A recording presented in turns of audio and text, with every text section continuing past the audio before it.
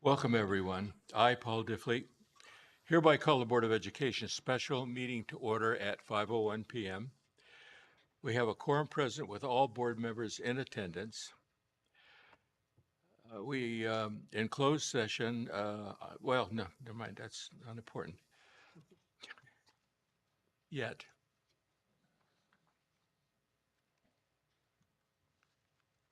Yeah, here we go. Please note that this meeting is being both recorded and live streamed for public viewing. We have a quorum present with all members in attendance. As I said, we would like to welcome the community members in attendance this evening. As a reminder, governing board meetings are a business meeting of the board held in public. As such, although public participation is encouraged, it is not the public's meeting. It is the duty of the board president and/or clerk of the board to maintain an orderly, respectful, and peaceful meeting where all perspectives, voices, and opinions are welcome. Please refrain from speaking out while someone else has the floor. At the appropriate time on the agenda, individuals wishing to provide public comment will be called upon one at a time to do so in accordance with Board Bylaw 9323. The board cannot and will not respond to non-agendized items, but a staff member will reach out to you on matters that may need to be reviewed as appropriate. The board met in closed session with real property negotiators and labor negotiators. No formal action was taken.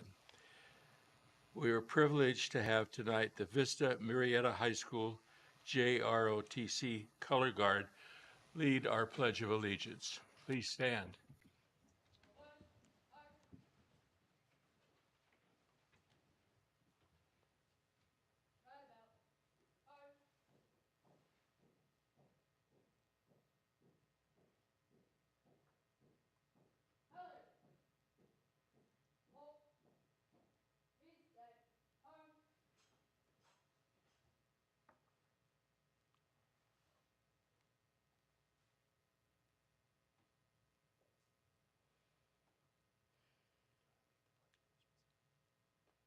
Ready? Begin.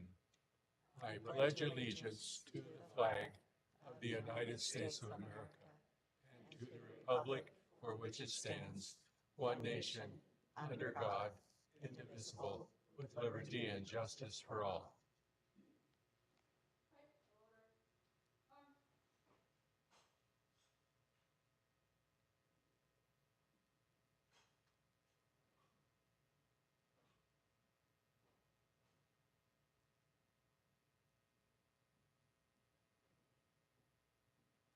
Smartly done. You may be seated.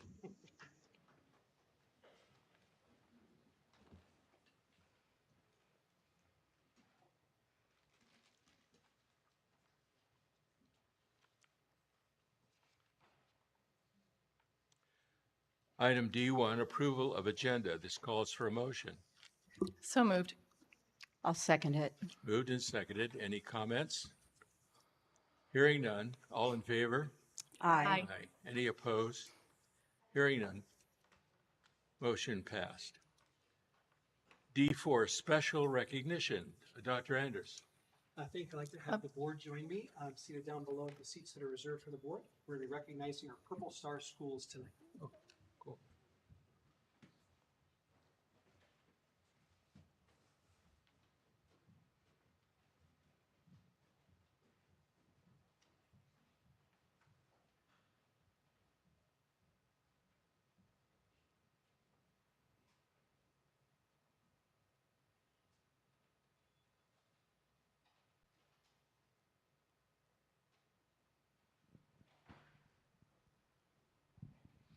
Thank you. I've got some notes because this is quite an extensive process we're going to go through here tonight. It is an absolute privilege that we have to recognize some schools tonight for what we call Purple Star Schools. And Purple Star Schools is a recognition that the state of California has developed. And last year was its first year. This is its second year. And we have more schools that are being recognized this year. Purple Star Schools are ones that go above and beyond, do some extraordinary things to connect with military-connected families. These are family members who have active duty members, parents who are out serving, but kids are in school. We can only imagine what that goes through. We've all seen the videos when mom or dad shows up unannounced, right? So think about those kids in our schools. And that's who we're here to recognize, those schools that are doing exceptional work to help our families. That's what this is about tonight. So to help us out in this special recognition, I'd like to invite Amanda Fisher, representing State Senator Ciarto, to come to the podium. Thank you for joining me, Amanda. Good to have you here. All right. And we're going to start with you. You're going to get a few words, and then we'll start recognizing schools. Hello, everyone. Senator Ciarto wishes he could be here. Unfortunately, he had a scheduling conflict, so you get me instead. But our legislative director up at the Capitol is a 2-time Purple Heart recipient, and I'm a Gold Star wife, and our office is very pro-military and in helping everyone out. So this program is wonderful, and we are trying to make it permanent. So we do have our legislation that we're hoping to get passed, and I did bring flyers back there with our legislation so you guys can pick it up. So now I have certificates for the schools. Want me to pass them out now or wait? Okay. All together. All right. Sounds good. So we're going to start with Lisa J. Mays. You come up.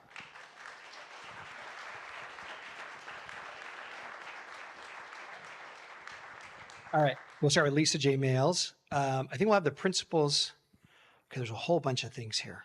All right, so Lisa J. Males, let's have Chavela Middle School come and join us as well, and Warm Springs and Vista Murrieta.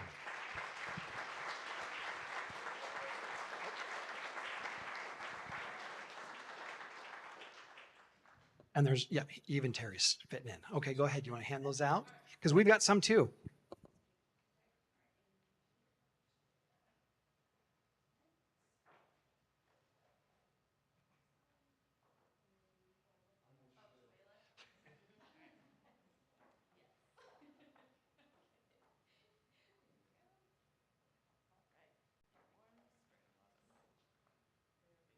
Great. If we could have everyone take one big step forward. All right. Trustees, if you want to join us, if we can squeeze in maybe a little bit behind, maybe in between those little windows for a quick photo opportunity.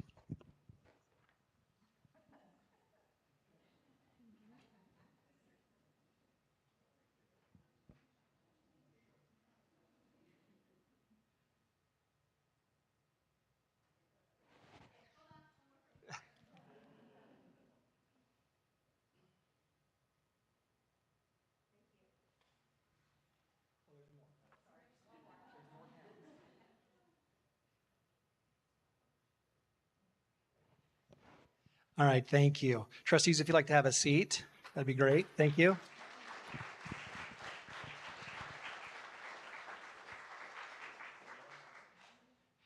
Oh, actually, I've got a series of additional certificates and staff. So Warm Springs team, if you'd come back. So Terry, this is another one for the school itself to put next to the one from Senator Ciarto. And Carl Johnstone. Is that you? You're not. No, I'm not. You're not Carl. I knew that much. I don't know all the names, but Christy. There you go. There you go. So thank you everyone at Warm Springs for this effort. I know it's a team effort, not just the folks here. So thank you very much for Warm Springs. Let's appreciate them.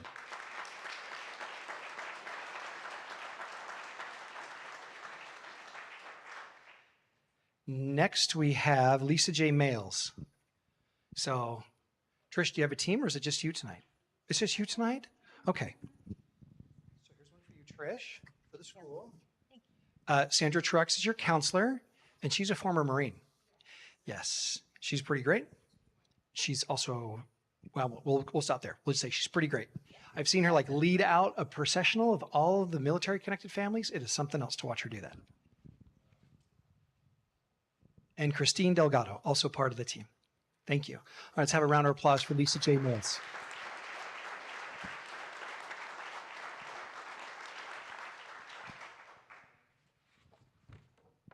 Shavela, if we'll have our Shavela team back. All right. Mr. Han, one for the school. Thank you, sir. All right. Karina? She couldn't be here.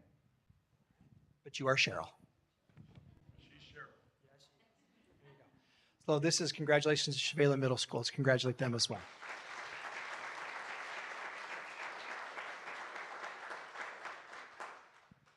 All right, and last but not least is Vista. So our Vista team, if you're here.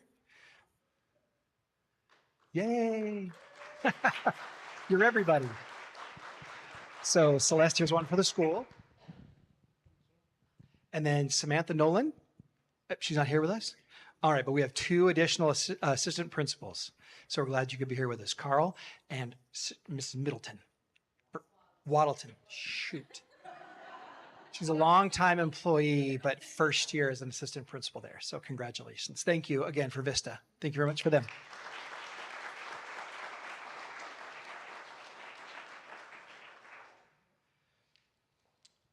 All right. Next, if we could have Maria Swanson come up. Maria, if she's here. Maria is from Camp Pendleton, and she's our school liaison. She's assigned to Camp Pendleton. She was instrumental in forming our military advisory committee 15 years ago and worked alongside our staff to support our military families ever since.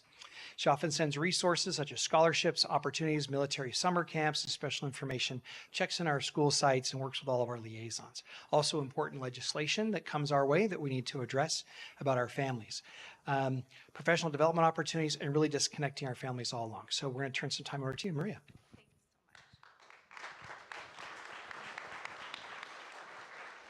Good evening, ladies and gentlemen. It is my pleasure and my privilege, actually, to work alongside, I don't like flowers, to work alongside the amazing team spearheaded by Ms. Deneen Harrison over there and all the wonderful site military liaisons.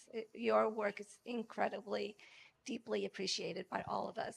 I would just like to read a little note. So I'm here on behalf of Brigadier General Woodworth, MCI West, and I would like to thank the district board and leadership for all of the support you provide our military families and to extend his congratulations for receiving the Purple Star recognition. We know taking care of military families takes extra effort and it is very much appreciated, and we very much appreciate that and all your partnership. Thank you. Really appreciate it. Well, we appreciate you very much. So here's Oh, some goodies for that you. was so sweet. Thank you. Thank you.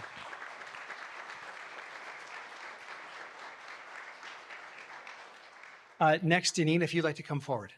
Oh, she's like, what? I have to do something?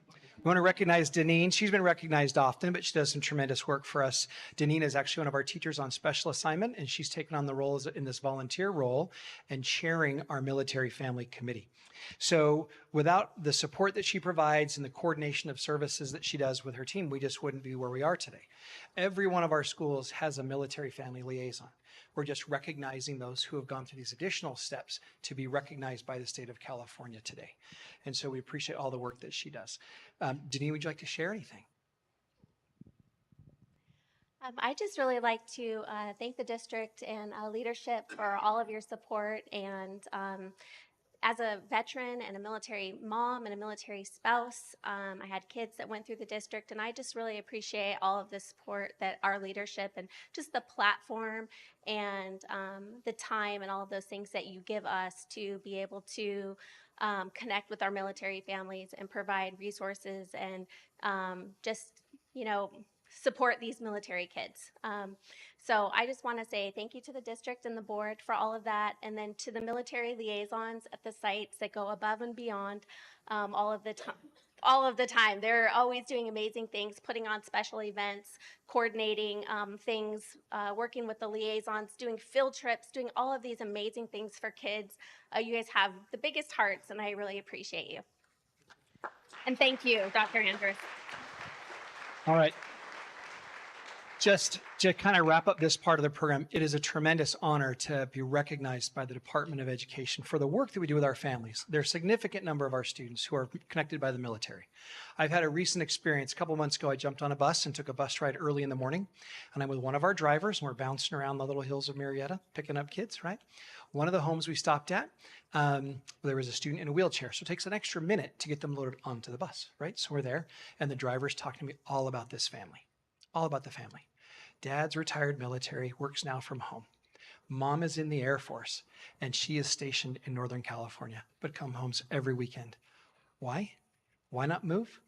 Because their kids go to a Murrieta school, and they know they're taken care of. It's just part of the culture that we've built here in this community, and we so much appreciate that relationship we have with families, and they trust us with their children, and this is another example of that. So thank you very much. Two more little points that I just want to celebrate. Last stuff, I can't remember what it was. Dean and I, we went down to Camp Pendleton. They showed us the base. We talked to them about the services they have there. And at the same time, we said, hey, can we bring a field trip and a grown-up adult field trip down to the base? And so back in January and coming up in April, we have taken a school counselor and an administrator from every one of our secondary schools to go learn what it's like to be a soldier, in this case, a Marine, and to live on base. And what are the jobs? And one of our counselors said, it's great to know this so I can help my students who are interested in serving in the military, but it also is informing me about those students who I have that we have at school whose parents are in the military. So it works both ways. Lastly, we are partnering with MilVet, a local organization with a drive coming up this in April and May to provide resources to active service members. There'll be flyers at schools. I've already seen them in newsletters. There's a place to donate to active military care packages, right? Even though we do lots of care packages during the holidays, well, we have people serving year round. So watch for that. They'll be at your school sites, even here at the district office. Thank you for your time, and thank you for being here. And we'll return. Thank you.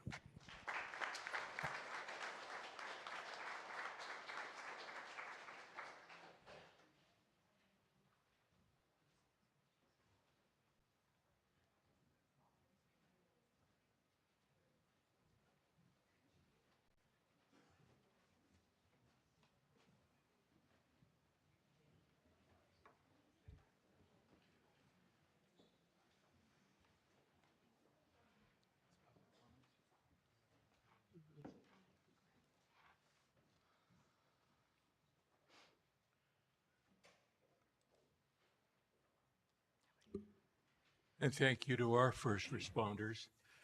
We appreciate you and value the work that you do in the community. D5, public comment regarding meeting agenda items.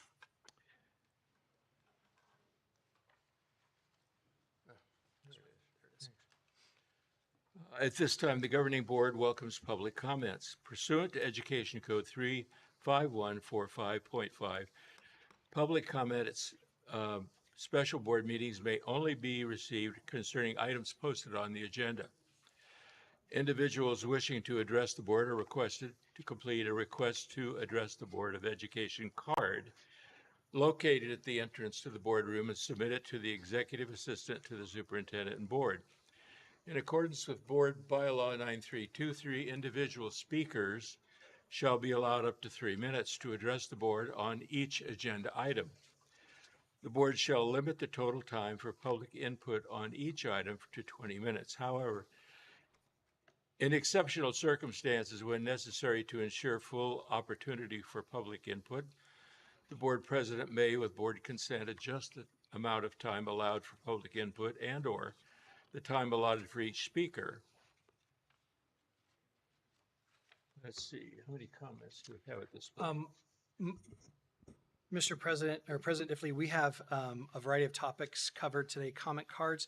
There's approximately 22 comment cards on item F4 at 3 minutes apiece. That would take us over an hour. It's been the practice of this board in recent months, to allow full 3 minutes for everyone, unless the board, it's just been the practice that we've allowed for that, if that's your choice.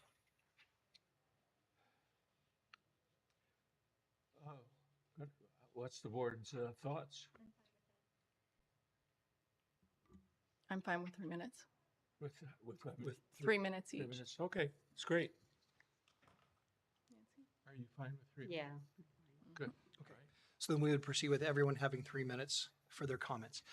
I would remind those who are speaking, though, if you've heard, in the interest of time, it's already been said, you just might say ditto or repeat in order to move this on, because that would take us well over about an hour, hour and a half for all of the public comment. So our first one, if she's here, Miss Lisa DeForest. Okay, this is Lisa DeForest, who will be followed by Karen Poznansky. Is Lisa DeForest here? She's on the city council. Well, I know that she has a city council meeting tonight, so maybe she had a conflict. See her. Okay, thank you.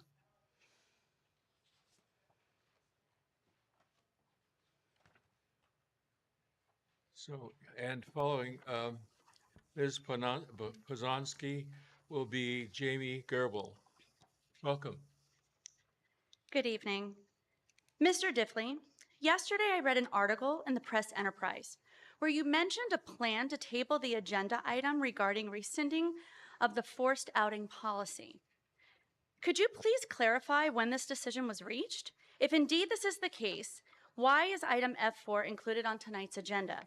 Was there a miscommunication, or are you revealing private arrangements made with others to delay this decision? Furthermore, you mentioned the potential financial implications of legal challenges to this policy, noting a cost of $500,000. With statewide budget cuts, where do you anticipate sourcing this funding? Are there specific programs you're considering cutting? Mrs. Vandergrift wants to cut VAPA funding. Does this mean the visual and performing arts programs are at risk for our students to pay for legal fees? I want to stress that the investigation into discrimination with the CDE will continue. Jamie Goebel and I initiated this investigation, and the only scenario where it's withdrawn is if we both sign a letter to retract it. Rest assured, accountability will be sought for the past 7 months of discrimination against our queer students, and potentially more if this policy isn't rescinded tonight. Additionally, Mr. Diffley, your personal implication in a statement regarding physical harm to students with this policy is under investigation.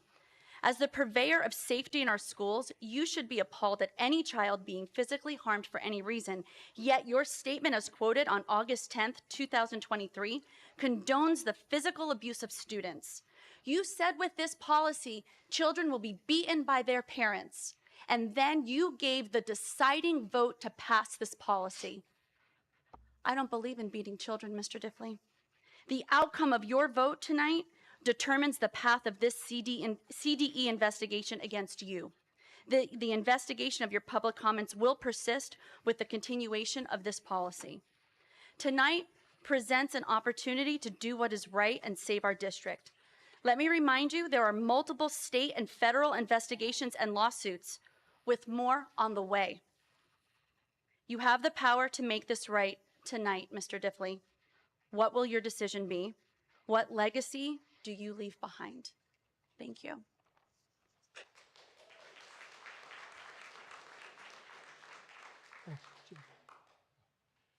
Jamie Gerbel will be followed by Chris Tabazian. Welcome. Hi. Okay, my name is Jamie Goebel. I'm a parent and a teacher in the district.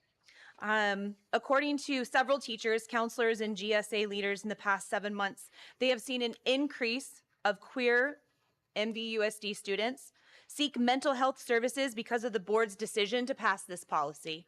Many of them have come to speak to you. Paul, you stated in the Press Enterprise article you expect it to cost $500,000 in legal fees if we continue with this policy. This is only being taken into consideration for the lawsuits that you know about. There are several more you'll be notified of shortly, like this one from the United States Department of Education that will be at your door soon. Why is there so much hate towards these students? Why? What did they do? Every 45 seconds, a queer student attempts suicide. All students have a right to a safe environment at school. It's the law. It's the state and it is the federal law. Resending will provide a safe environment. Let's show all students love. I'll end with this quote from Maya Angelou. Hate has caused a lot of problems in this world, but it has not solved one.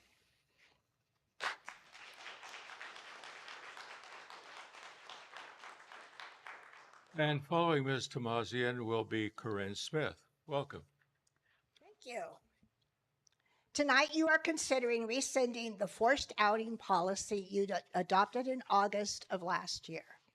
You know about the complaints filed with the California Department of Education and the U.S. Department of Civil Rights, and the investigations have been launched against this district. You have probably heard the result of the Rockland School District investigation is that they were told to rescind their policy or lose state funding. Rockland also has a public employment relations board investigation underway. I realize you are aware that the California Attorney General has sued Chino's district regarding the exact same policy. All these actions are costing those school districts thousands of dollars in attorney fees. I bet you have been contacted by attorneys telling you they will represent the district pro bono. Remember when I was here in November to tell you about districts who have utilized pro bono attorneys? Pro bono does not mean free. Districts pay for court costs, travel, printing, etc. Chino lost a supposed pro bono case in 2016, but they had to pay opposing counsel's fees of $350,000. The Temecula pro bono contract with Faith and Freedom will end up costing the district hundreds of thousands of dollars.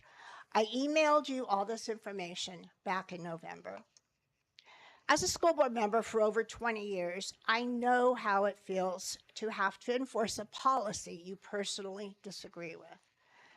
Board members take an oath of office to uphold the laws of the state and nation, and this takes precedence over your personal views. During the pandemic, many thought board members had the authority to create their own mask rules. However, county and state laws took priority. We all heard of districts who voted not to require masking, but did you ever follow up to see what happened after their vote? Do you know that districts received letters from their insurance companies letting them know that they were terminating liability coverage? This would mean that a student or teacher death would financially wipe out a district and the state would take over. There are consequences for your actions. Let your vote tonight represent your focus on student learning rather than using district money to finance culture wars.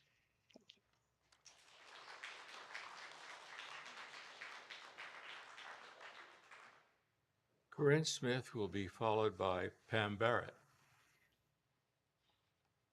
Welcome. Good evening. Hello again. You may not remember me, but I remember you. I remember you all as the people who sat on this board and callously decided to destroy the lives of students you swore to protect. My name is Corinne Smith, and I am senior class president and a student at Murrieta Valley High School. It's been a while, so let's go over the facts. It is student safety that is threatened by this policy. It is students' trust in the education system that is shattered. It is students who suffer at the repercussions of this policy. So you should be listening to students. It can only be the students who provide clarity to this controversy due to the fact that the majority of the adults in this room have not stepped foot into the classroom as a student in decades. And it should be the students' voices you are prioritizing in this matter. We have already seen the repercussions. We have already witnessed the deterioration between the trust of students and admin, children and parents, government and community. Ms. Vandergriff, you stated, we care enough about our students to involve their parents in a life-changing decision. So please elaborate on this for an actual student of MVUSD's perspective. You care enough about your students to pass them off to parents, but not enough to stop and ask yourself why they went to someone else that was perceived as more trusted to speak to than their own parents. You don't care enough to listen to students when they speak up about the problems that this policy has already created. This board has not made any provisions to prevent the harassment and isolation that LGBTQ students face. In fact, you have made it easier for it to occur. You are infringing on the rights of privacy of students. For a matter of personal information, you have done nothing to earn the right to learn. You have all decided to use your platform to push a discriminatory agenda rather than solve actual problems plaguing the community. Mr. Pardue, you cited the 14th Amendment referencing equal protection as a justification for this vile policy. However, equal protection must coincide with civil rights, rights which this current policy violates. In order to maintain this forced disclosure policy, this board must prove that it serves a compelling governmental interest, that distinctions drawn by the policy are necessary to further its purpose, and that the distinctions are narrowly tailored to do so. It is not protection, it is a destruction of the very values that formed our Constitution. You are all obligated to help the educational system for the totality of the community. This community includes the LGBTQ community and the youth. Listen to us. How much more torture are you willing to inflict on people who are just trying to live their lives? Solely because you are too blinded by your polarization to see what is right in front of you. Why? What is the purpose, if not to indoctrinate the youth and the future of the world into the cookie-cutter form you deem to be acceptable? I, as a student of the Murrieta Valley Student School District, in order to form a more supportive environment for others, establish justice, ensure domestic tranquility, and promote the general welfare of students, demand you reform this policy.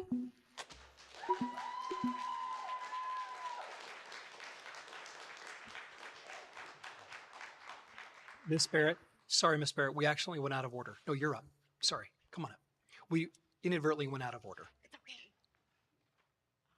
Following Miss Barrett, Will be Elijah Redding.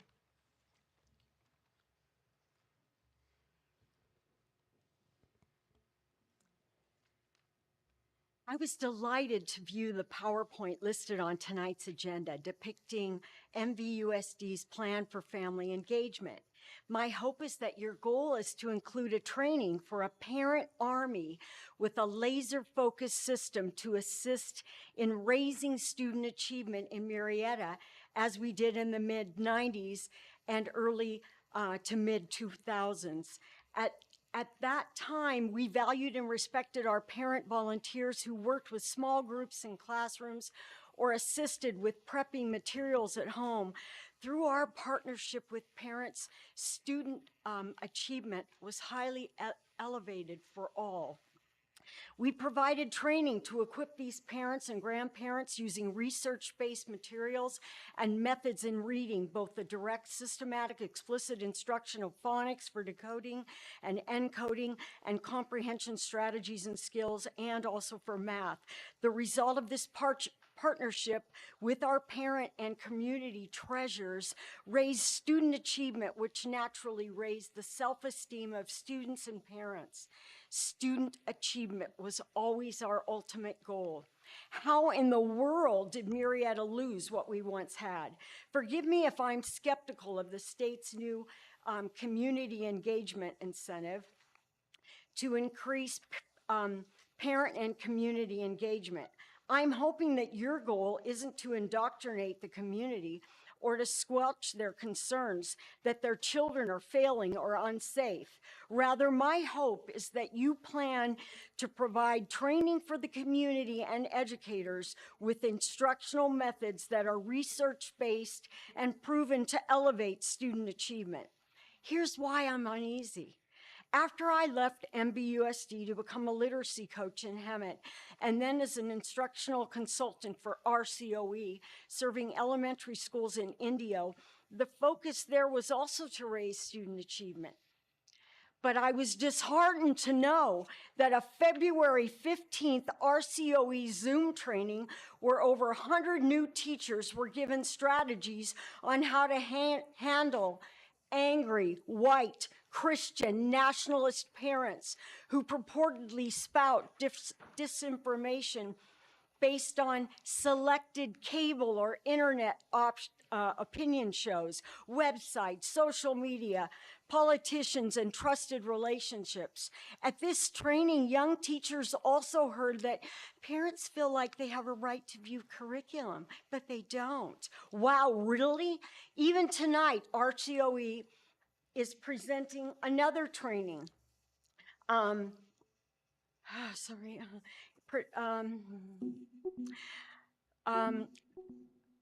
On social issues rather than academics. Wait, shouldn't these impressionable young teachers be taught how to effectively teach reading and math? We all know the universities Your aren't doing time their is up, job. Ms. Beck. I know you can hear I hope you can hear my concern going forward.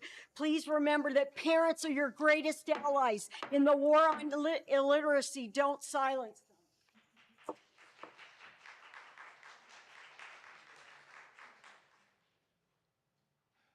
Elijah, and who will be followed by Axel Myers, Skadal.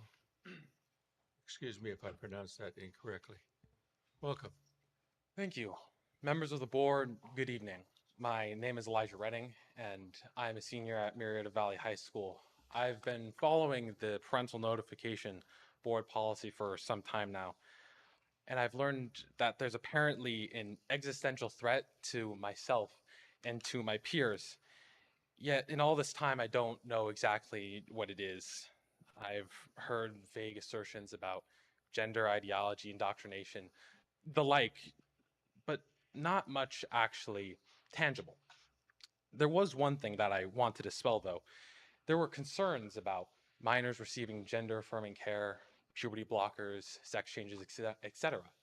And I would agree they shouldn't receive them without parental consent, which is why they don't. This isn't an issue. Where is the issue that's occurring? Pack it up, let's go home, everybody. Which brings up the salient question, what is this for? What are we being protected against? I don't know. There's been some speculation about the ulterior motive of the board members, and I don't want to make those kinds of assumptions, but at this point, what else are we supposed to think? This policy is for nothing. Mr. Diffley, you yourself said that this policy could cost the district $500,000 in legal fees. Just pragmatically speaking, no policy is worth that kind of money, and especially not this one, especially when you can't enforce it after the 6 months that it's been ongoing. There's no longer a question of whether or not this is a noble fight, but whether our district and our taxpayer dollars are going to be the ones fighting it. Regardless of ideology, the answer to that is simply no. If I said I wanted to spend $500,000 of my own money on nothing, people would say I'd have a gambling problem and I need help. But if I want to spend $500,000 of taxpayer money on nothing, well, then I'm no more fiscally irresponsible than the members of this board, apparently. Chairman Diffley, you've been vocal about your support for the arts, and I agree. But where do you think, if this policy keeps going forward, the money to pay for the legal fees are going to come from? I have found solace in community. When my father died, in my extracurriculars, in mock trial, I would hate to see it go for something as nothing as this. So the last line of this speech is just some obvious but very salient financial advice. Don't spend $500,000 on nothing. Rescind this policy. Thank you.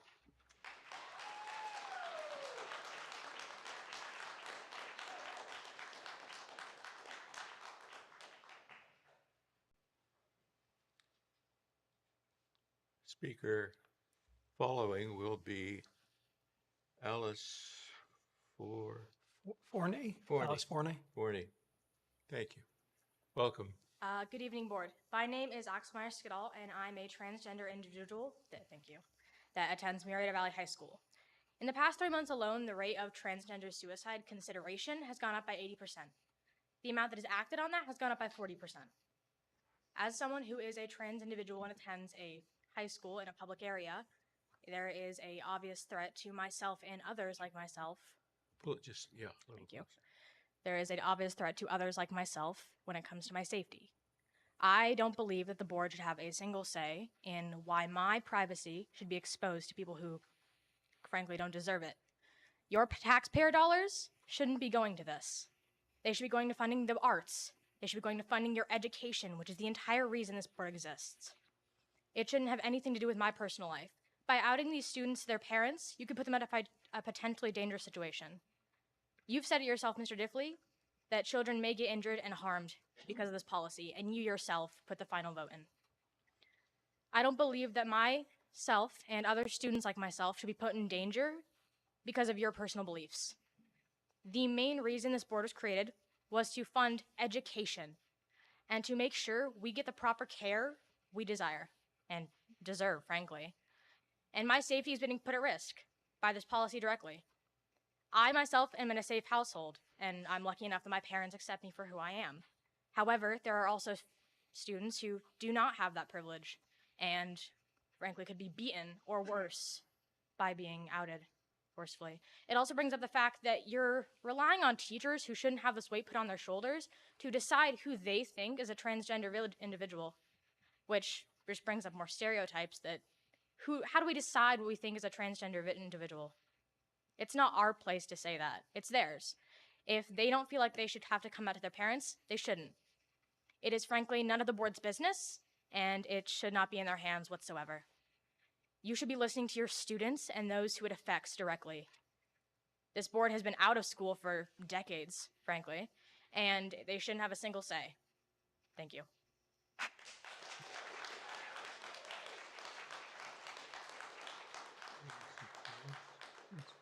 I'm sorry, I think we're a little out of order. Ruby, sorry, Alice. Ruby, you're up next. And then Alice. Sorry, we were card shuffle. Apologize.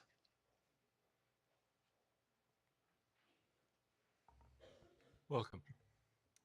Hello, my name is Ruby Secules. I am a 19-year-old transgender woman. I've lived in the Inland Empire my whole life, and my K-12 education was completed all within Murrieta Valley Unified School District. I'm here today to speak, to urge you to rescind this policy. Not a single good thing has come of this. No student has been saved because of this policy. No student has been helped because of this policy. I've not spoken to a single student who supports this policy.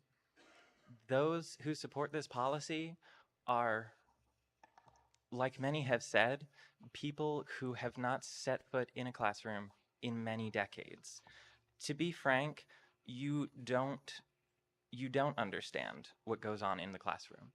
There is no threat. I am not a threat to your students. I was one of your students. Let me tell you, all I want is to be able to just be myself. When I go to school, I don't want to have to worry about which bathroom I use, about which teachers are going to accept me or not. I don't want to have to constantly do these mental gymnastics. I want to come to school to learn. And I can tell you from personal experience, a lot of people are leaving these school districts, such as Murrieta and Temecula, who are enforcing these policies. A lot of teachers are leaving these school districts, districts which are in sore need of more teachers. There is a shortage for a reason. The teachers don't want this. The students don't want this. The teachers can't and will not enforce this. So I ask of you, I tell you, to rescind this policy, because, to reiterate what others have said, this is useless. This doesn't do anything productive. We are wasting time, we are wasting money that can be put towards bettering our schools, bettering our education, and actually creating a safe and welcome learning environment. Because discriminating against your students is not a safe and welcome learning environment. Okay, it was not too long ago that schools were segregated, and we're seeing a whole new kind of segregation happen against queer students. We don't want to force our ideology on other people. We just want to be, we want to learn, and we want to be left alone. Thank you.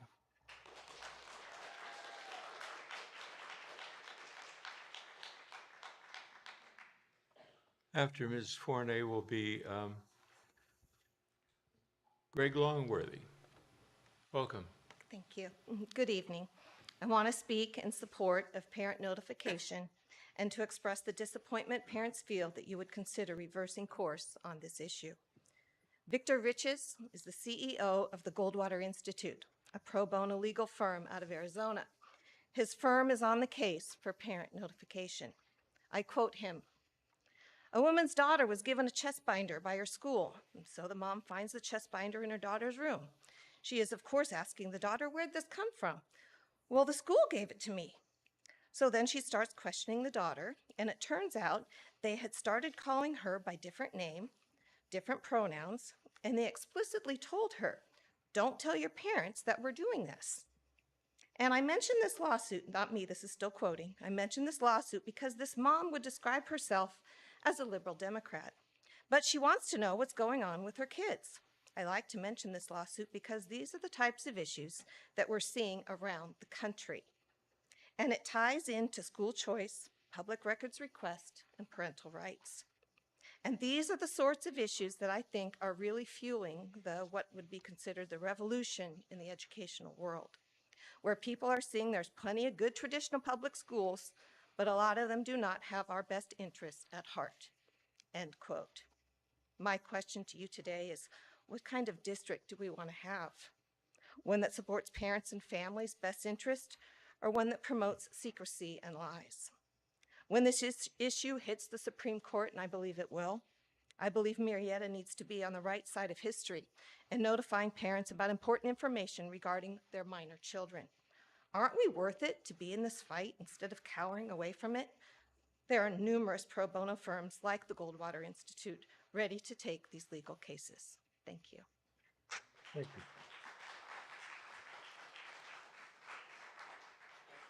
And following Mr. Longworthy will be Brooke Ballas. Welcome. Good evening.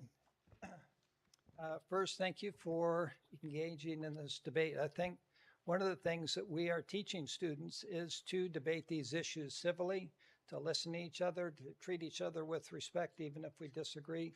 And I think that this is an example of that kind of debate. So it's good for the community to debate these issues. Good for students, too, to see that you can disagree without being disagreeable. First, I would like to cite Education Code 233.5 because we're talking about the law of California. And this law says, each teacher shall endeavor to impress upon the minds of the pupils the principles of morality, right and wrong, truth, justice, patriotism, one nation under God. We say the pledge every meeting, and that God is our source of right and wrong, and a true comprehension of the rights, duties, and dignity of American citizenship. So that's a good mission statement for public schools, and that is California law. So I believe it's good and right and moral for schools to let parents know what they are teaching first. You know, transparency is always an indication of integrity. If you're willing to explain what you're doing, why you're doing it, it shows that you're doing it for the right reasons. So parents need to know what you're teaching, and then they need to know what's going on in the lives of their students, because bottom line, parents are responsible for the education of their own kids. And then the school is just an assistant to bringing up kids in the way they should go. And then when they're old, then they can get a job, have a family. They can't do that when they're young. And so we help them, guide them so they can have a good life in the end. So if the state threatens the school with financial penalties for just doing the job that it says in the law that they should do to teach them morality and truth and patriotism, and the state comes in and threatens them and say, no, we've got a different idea of morality now, and so you got to do it our way, or we'll threaten you, we'll bully you. That is an opportunity, again, for the school board to say, no, we got to do what's right. Yeah, we can't bow to threats and undermine the constitutional rights of parents to bring up their kids. And this is where you guys are. You are in the middle kind of a battle of right and wrong in the state of California, especially. But I appreciate the work you're doing. I appreciate you guys allowing the conversation, for allowing this debate. And I believe that you will, at the end of the day, stand up for what's good and right for both students and their parents. Thank you. Thank you.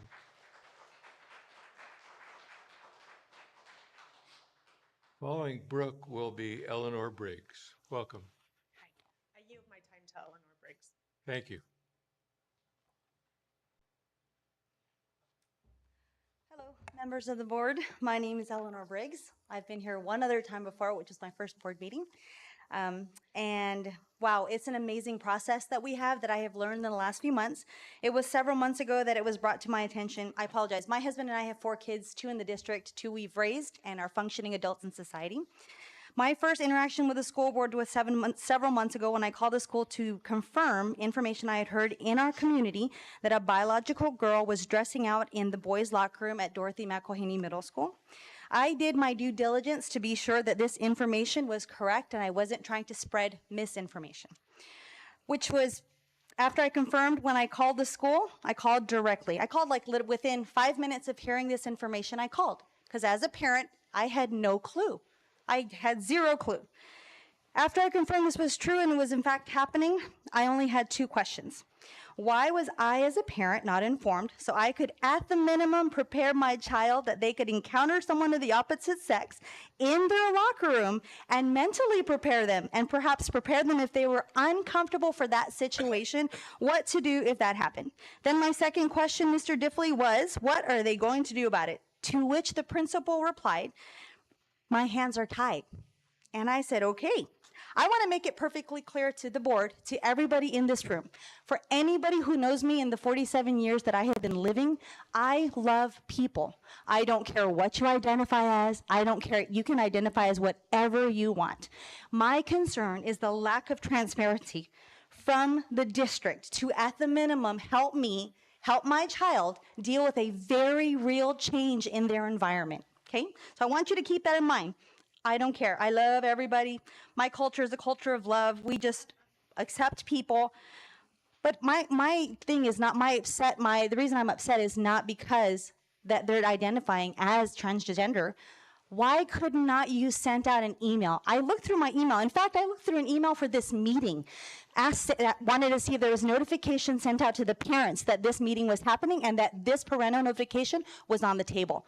I have no email. I get no less than 30 emails a week from 2 of the schools, between the 2 schools that I have. Not one of them said, hey, are you coming to this meeting that they're trying to rescind the parental notification policy? Not one. And I want to know why. That, to me, is a huge, huge transparency issue. Okay, so we're there. Now we're here today. We're here where you're trying to rescind a policy that will further cause division between my children and myself. Listen, I have 4 functioning children that they can come to me for whatever it is. And if for whatever reason they're having an issue, their emotional well-being is at stake, I would trust that the counselors that I entrusted at my school would come and as a parent say, hey, how can we solve this problem together? Now, in a rare circumstance where there's a danger to a child, I can understand the reasoning for limited information, right? Call CPS. The number one thing you can do. They're there to advocate on behalf of the child.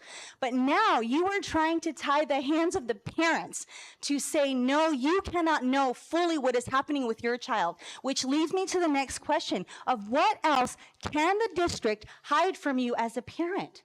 I am a very good parent. I'm not saying that because I'm just tooting my own horn. I know I'm a good parent because I'm invested. I'm involved. I'm at parent meetings. I'm at every lacrosse game, right, Brooke? She knows. We're there. We're there. And you talk about involvement with the district, Mr. Ward. I don't understand why your name is on the signature line of this rescission. I don't even know how you say the word. Why you're doing this. Why are you tying the hands of the parents to be able to parent their own children?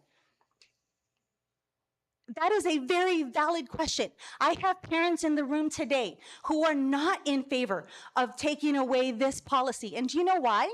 Because they're invested parents, because they're parents who care about their kids. You will find that in this community, which the school district was one of the reasons we moved into Murrieta 3 years ago, because we heard about how amazing the school district is and how a great job that you guys do. How is this a great job? Now you have paid a district employee probably 4 to 5 hours worth of wages to put together a PowerPoint that shows parent engagement that we're going to see later on.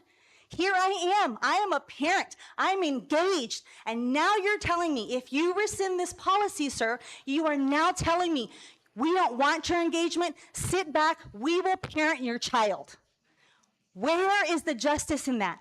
Where is the moral compass for anybody as a parent who loves their children that this is okay? I have nothing against people, and I hope I'm making that very clear. Very clear.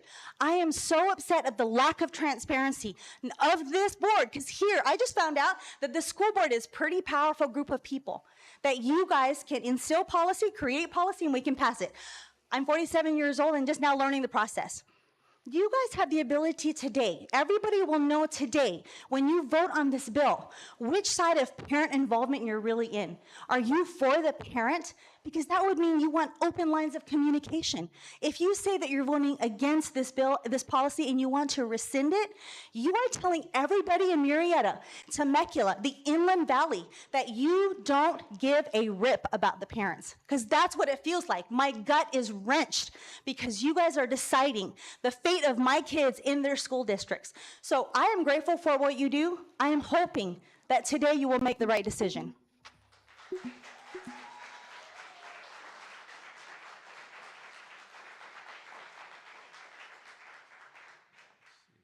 Francis Burns, followed by Teresa Wells.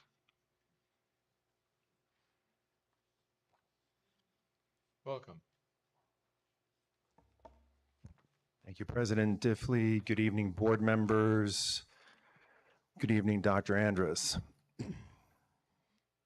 First thing I want to say is, because I've been hearing comments about teachers. Teachers do not vote en masse.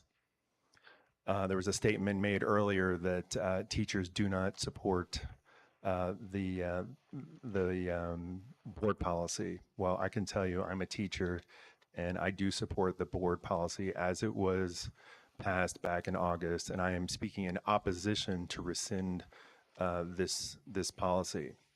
And I'm a little perplexed as to why it's even on the agenda in the first place. I looked at the supporting documents, and it says that the district and the governing board regularly reviews policies, but there wasn't much further than that, so I'm a little perplexed at this.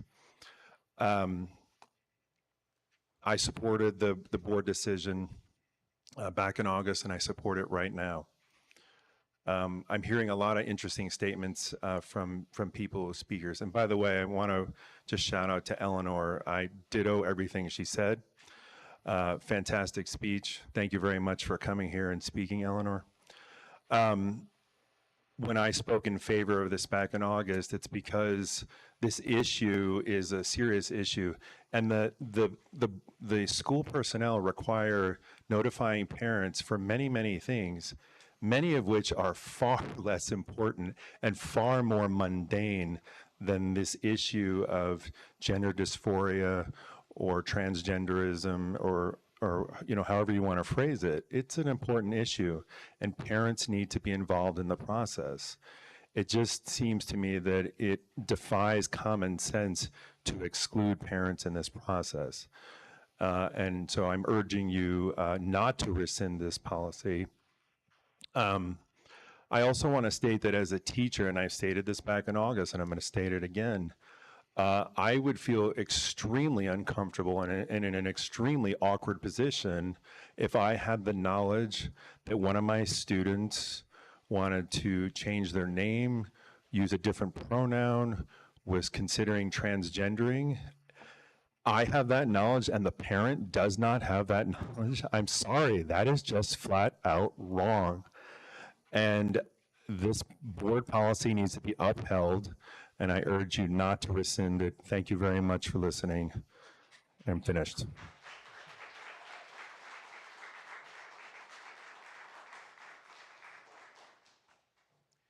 And following Teresa Wells will be Steve Briggs.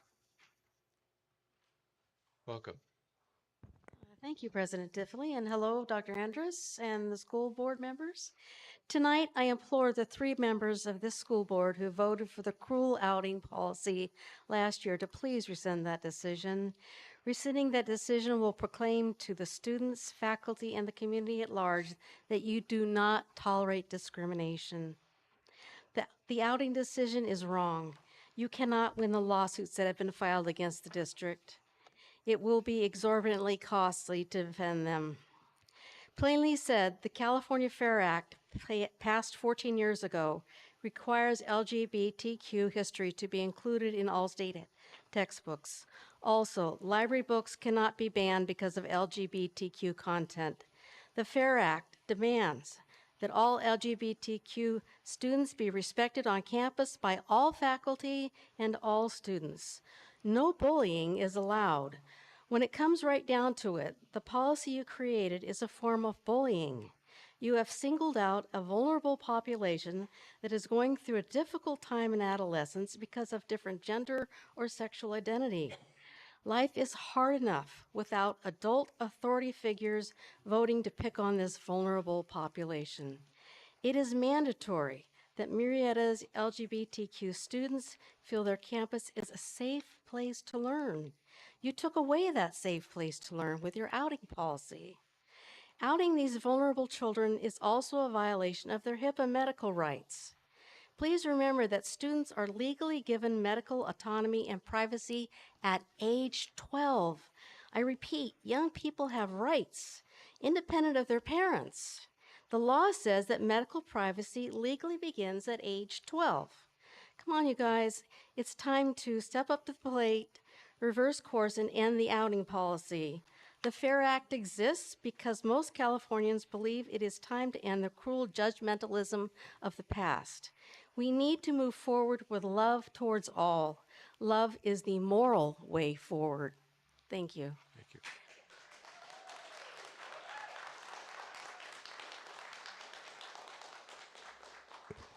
Following Mr. Briggs will be Avery Saucier. Welcome. Good evening. I'd like to address number 3 of the action information items on tonight's agenda, family engagement. My wife and I have been involved in several school districts throughout California. We have made it a point to be engaged in the education process for all of our children, from parent-teacher conferences, open houses, school plays, sporting events, award presentations, volunteering, disciplinary action, and the like, even involving grandparents, aunts, uncles, cousins, family friends, and community members. And we can say that this has been a key factor in their success as students. Being involved and engaged as a parent has built a trust with the teachers, administrators, and our children. This has allowed open communication, honesty, and integrity on all sides. As parents, we don't always know what's going on unless it's communicated to us or we jump in and engage directly. So this initiative of family engagement with the goal of gaining partners, as stated in the upcoming presentation, is a process. It describes building trusting family partnerships by including all families and parents through a number of great steps. This is a wonderful start, and with the diverse family structures today, it's not a one-size-fits-all, which is why we need parent, family, and school input and collaboration. I believe if this is done properly, it will align with the MVUSD mission and vision as laid out on the district website. For example, under the beliefs heading, one bullet point states, parental support and involvement is necessary for students' optimum success in education. And another under the strategic direction heading states, explore and implement practices that vigorously engage parents in participation in partnership with staff and students to foster excellence in achievement. So then I asked some very direct and important questions. Knowing all the benefits of engaging, including, involving parents, family, and community, and it being stated in the mission and vision of the district, and now telling us that you desire to further engage and include and involve us through this initiative, why are you attempting to do the opposite? Why are you telling us one thing and doing the exact opposite? Why the duplicity? On one hand, you're telling us engage, include, involve, communicate, Then on the other hand, you're saying we will lie, deceive, hide, not include, and hinder a parent's involvement in a student's life. So board members, which is it? Do you want to include us or do you want to exclude us? Are you willing to include the diversity of parents and provide for an equitable partnership? Or will you exclude the differences and not allow fair and impartial treatment of parents and their children? Because in item number 4 tonight on the agenda, you'll be voting on whether or not to repeal parent inclusion and engagement. You'll vote on whether you want to deceive and lie to parents and families and not communicate. Shortly, we will all see during the family engagement presentation the vast benefits of honesty, inclusivity, engagement, and communication with family, parents, and community in our children's lives.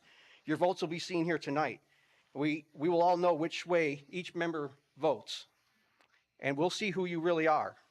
Are you for deception and lies, or are you for our diversity, inclusion, and equity in parent partnership? Do you board members uphold the mission and vision of the district? Or are you about to rewrite those beliefs and strategic directions regarding vigorously engaging parents?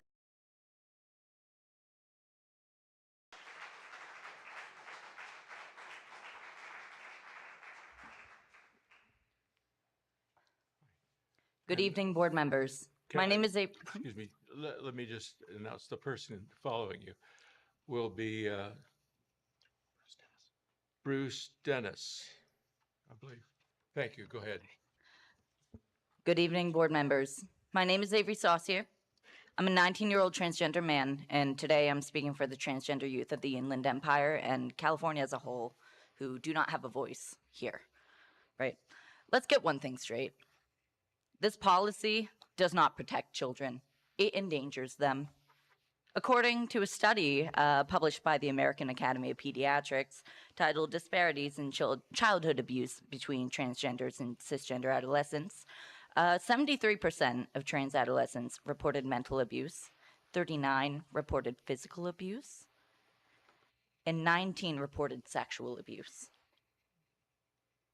According to the Trevor Project's annual survey on the mental health of LGBTQ young people, just 38% of LGBTQ youth found their home to be affirming. Back in 2021, 14% reported that they slept away from caregivers because they were kicked out or abandoned. 40% stated it was due to their LGBTQ identity. Those experiencing homelessness were more than 3 times as likely to have been physically threatened or abused due to their sexual orientation or gender identity. Do these statistics give the impression that trans and gender non-conforming students are generally in a position where you can safely violate their privacy? If you can hear these numbers and see no issue, you are part of the problem. Failure to rescind this policy tonight means that our blood is on your hands. To all the transgender youth listening, whether you are here or miles away, you are seen, you are heard, you are loved. Trans rights are human rights. Thank you.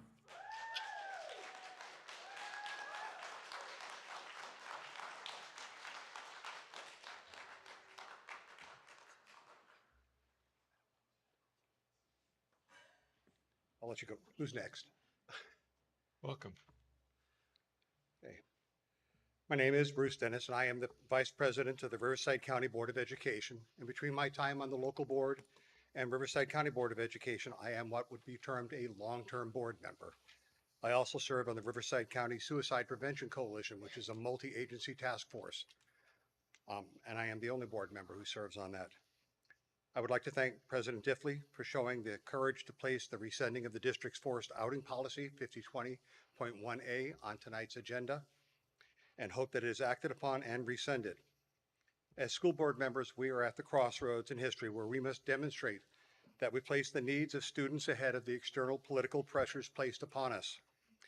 This job is and always has been about good governance, where board members should always stand up for what is in the best interest of all the students, each and every student that we serve.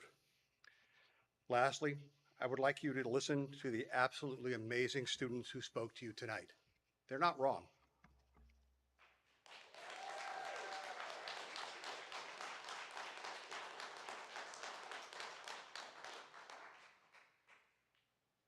Now we'll hear from Danger. Good evening. Evening, members of the board. You'll be followed by Angela Talarazak. Talazak. Excuse me if I botched your name. I'll get better at it. Go ahead. Evening, members of the board. My name is Danger. When I was 7 years old, my stepfather thought I was gay, right? So what he proceeded to do was put me in the basement, and I was given nothing more than one single blanket and one pillow. I wasn't even allowed to have a bed. That's all I had in that room. And then what he did right after that, right? He took the lock off the door, right? Because every night at midnight, you know what he'd do? He'd come into my room and he'd beat the gay out of me. This happened for the better part of a decade. Every single day. That was all I did, was sit in that room or go to school.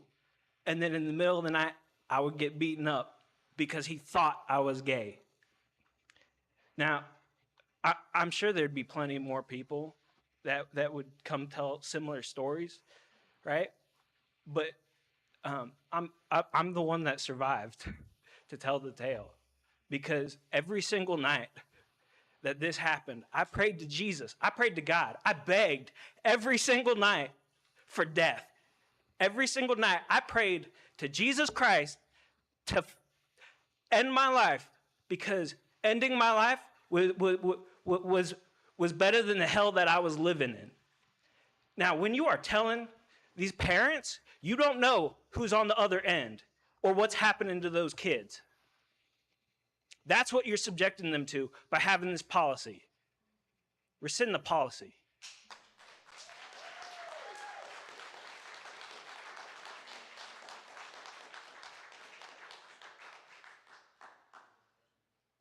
Following Angela will be Christine Massa. Welcome. Hello, my name is Angela Talarzik, and I am here today to advocate for rescinding the transgender notification policy. In my role as a mental health specialist for this district, I am very aware of the real-world ramifications of this policy and the effect it has on students, teachers, and administrators at the site level. I have sat with students who have shared their experiences since the passing of this policy. They have shared that their sense of belonging in the school and community has been shaken, and they no longer feel safe. This policy has had a negative impact on the mental health of LGBTQ students, and it has broken trust. Schools should be a safe and inclusive environment for all students. For some students, school is their only safe place. LGBTQ young people who have access to affirming homes, communities, and schools report lower rates of attempting suicide compared to those who do not. LGBTQ young people who report the presence of trusting adults in their schools also have higher levels of self-esteem. We have an ethical duty to make sure that our schools are physically and emotionally safe for all students, regardless of sexual orientation, gender identity, or gender expression. We must rescind this policy and speak out against policies that oppress marginalized groups. We must provide welcoming spaces to empower our students to learn, grow, and thrive. Thank you.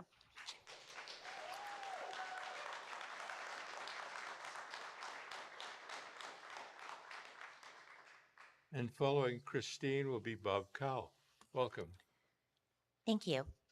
Hello, MVUSD Board and Superintendent. I'm actually a TVUSD parent, but I know many MVUSD teachers, parents, and students as I live on the town border.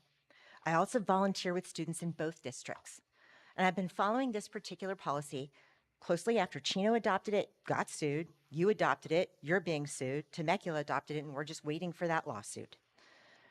So Directors Young and Lunn, I'd like to thank you for your support of the privacy of our LGBTQ+ students who may not be in supportive environments.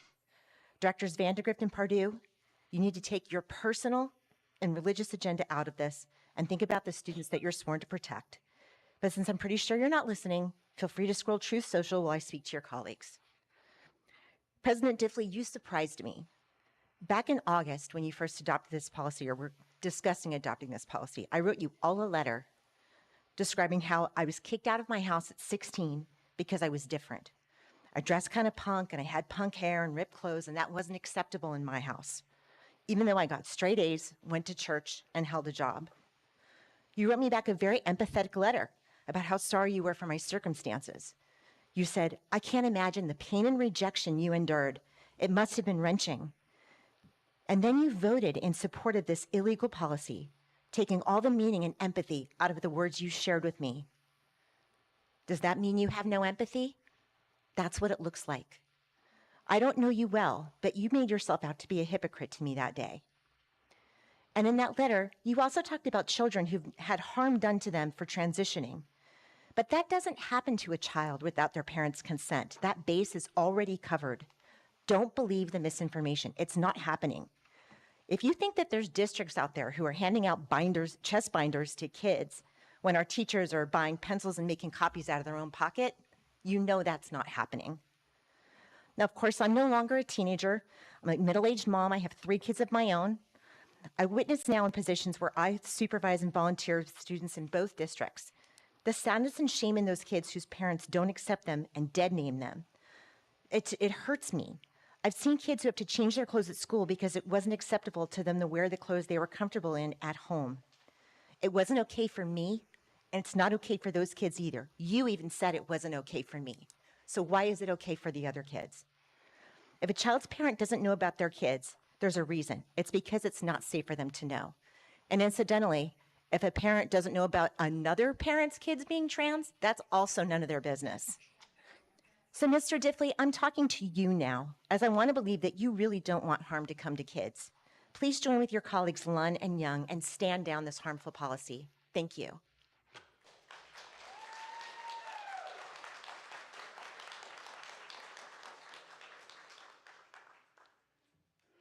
Following Mr. Cowell will be Story DeGale. Murrieta. I want to thank you, the board, Nick Perdue, Julie Vandergrift, and Paul Diffley for making the parental notification exist as it is right now. I thank you for what you've done. I was listening to many of the people, and the young man who was beaten. That should have been a CPS. Definitely, he should have gone to CPS right away, and he should have told the police right away. So that was a case that should never existed and would not have occurred with this particular item. I was listening to the cost of $500,000 for the lawsuit, and apparently that seems to be nothing because Ward Aldis, who is the superintendent, is getting close to that amount of money for his salary and his benefits. So I'd like to just point that out. Also, just look it up on transparentcalifornia.com. They have the salaries up to 2022. I just looked at it. So this is 2024. Anyway, the bond that's coming up for $240 million, I would be totally against that bond if this is rescinded, and I will fight against that bond if this is rescinded. And the reason is I don't want any more, it seems like most of the people up here were either the teachers who are the manipulators or the manipulated who are the students. And I'm sorry for the students that have been manipulated. They need help, but these teachers are not the one to give it to them. Their parents are the ones to give it to them. So I'm for parental notification, parental control, and if there are situations that go well beyond being, such as being beaten, that's a CPS legal issue. So again, I just want to thank the board for what they have done already, and please do not rescind this. And thank you very much. Bye. Thank you.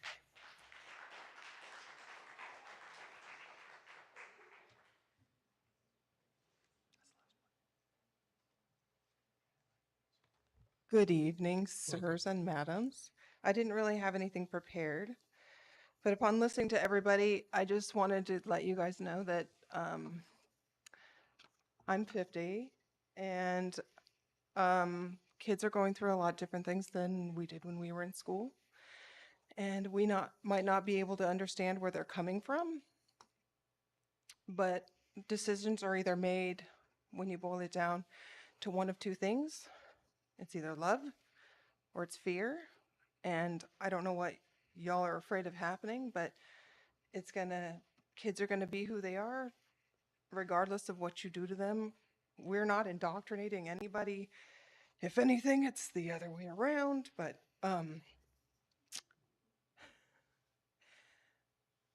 please understand that kids are being hurt by their parents, and you know, no hate to anybody who's just wants their kids to be able to understand what's going on. I understand that too, and I don't know how that would make me feel, but not everybody's understanding. There's a lot of things we were trained as kids that are wrong, that involve hate, that involve ideologies that aren't necessarily true, and that we should consider a different way of thinking in order to give love to those people who are different. Even if we can't find it in our hearts to love those people, there are plenty of other people who will. And thank you so much for your time. Thank you.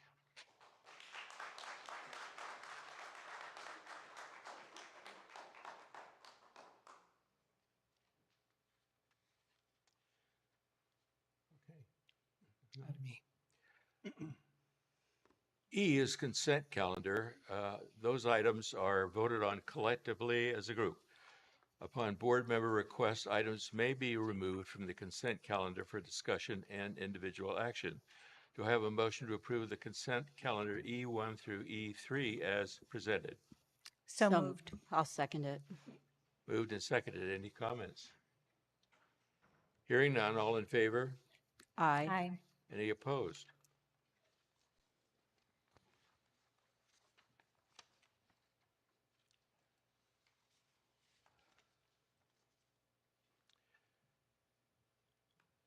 In line with Robert's Rules of Order.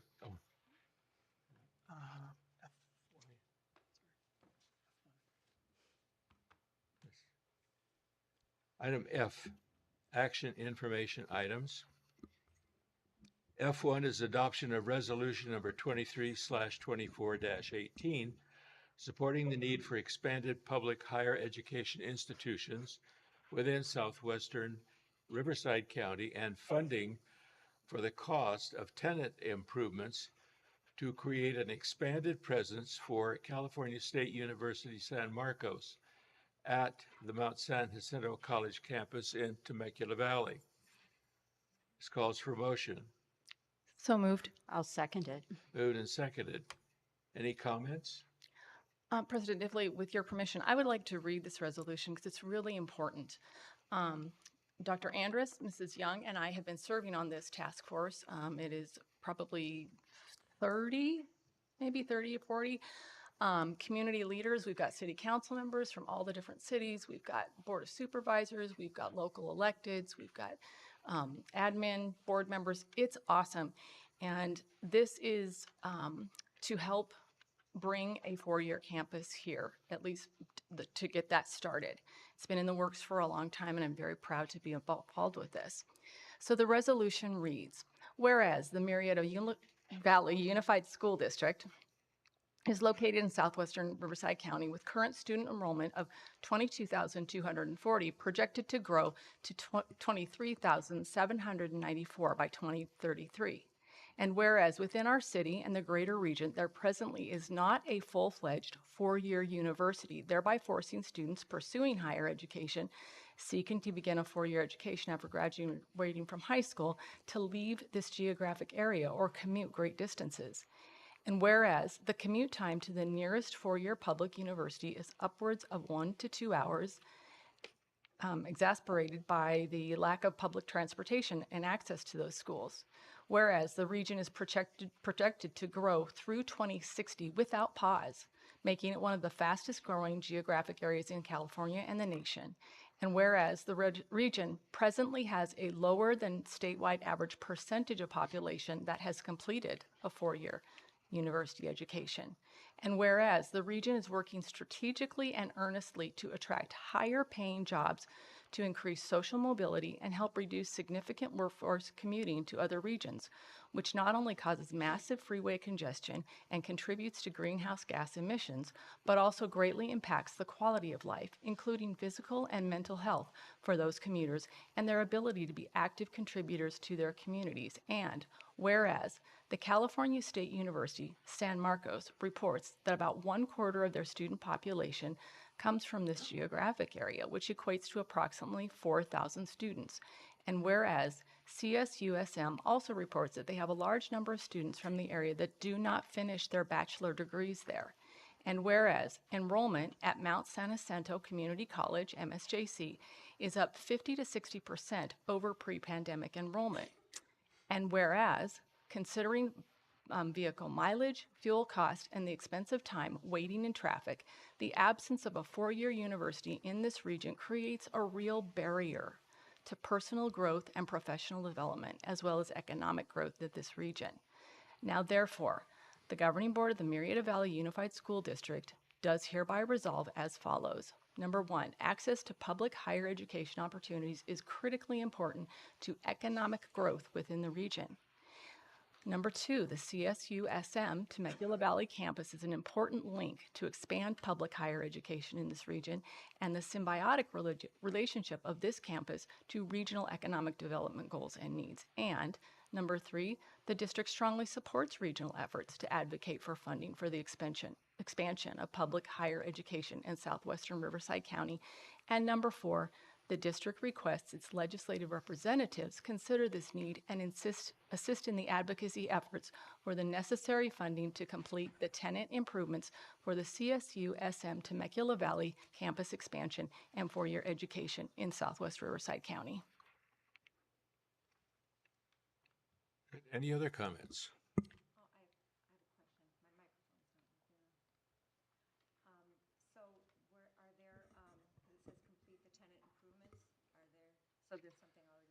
So Mount San Jacinto College has it's the tower building, that's the old Abbott building that San Jacinto bought, and they have allocated or provided a space, one of the floors that is unfinished. And so the resolution is an effort, this is just our giving a thumb, like we agree it's a good idea. CSU San Marcos will provide program, but they need a place to provide those programs in. And so this coalition of various nonprofit organizations, city governances, school boards, and so forth are just endorsing this concept to create a CSU San Marcos Center on the 2nd floor over at Mount San Jacinto, where there's available space. So that's the resolution, is just to support that effort. Thank you. I'm not sure if everybody is aware of it, but many years ago when Dr. Scheer was the superintendent, there was an effort to get a group together to encourage a 4-year college to take root in this area. And I think it was a good idea. There were other things that were impediments at the time and it never got going. But I think it's high time that we do that. We shouldn't have to drive, kids shouldn't have to drive clear down to San Marcos in order to go to a 4-year school. But they do it nevertheless. So it doesn't involve any money as far as we're concerned, but it is encouragement and position of the board that this is a direction in which the community should go. Any other thoughts? Hearing none, a call for a motion. Let's see, I think we had it. All in favor? Aye. Aye. Any opposed? Motion carries. F2, receive the goals and direction for 2024-25 school year. Dr. Andrus. Thank you, President Diffley. This is an item that's an informational item for the board. Each year for over a decade, actually about 12, 13 years now, the school board and the district has engaged in a day-long process to develop the goals and directions. This was established long before I became the superintendent. When I arrived, I found that our goals and directions were on target, but we need a little more substance to what they were specifically about. So we revised the process just briefly.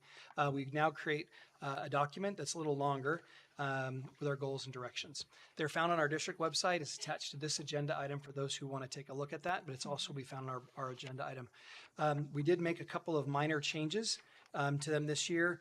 We have because we did establish our profile of a graduate, and so we embedded that work-around profile of graduate under workplace readiness, which used to be called our career technical education goal.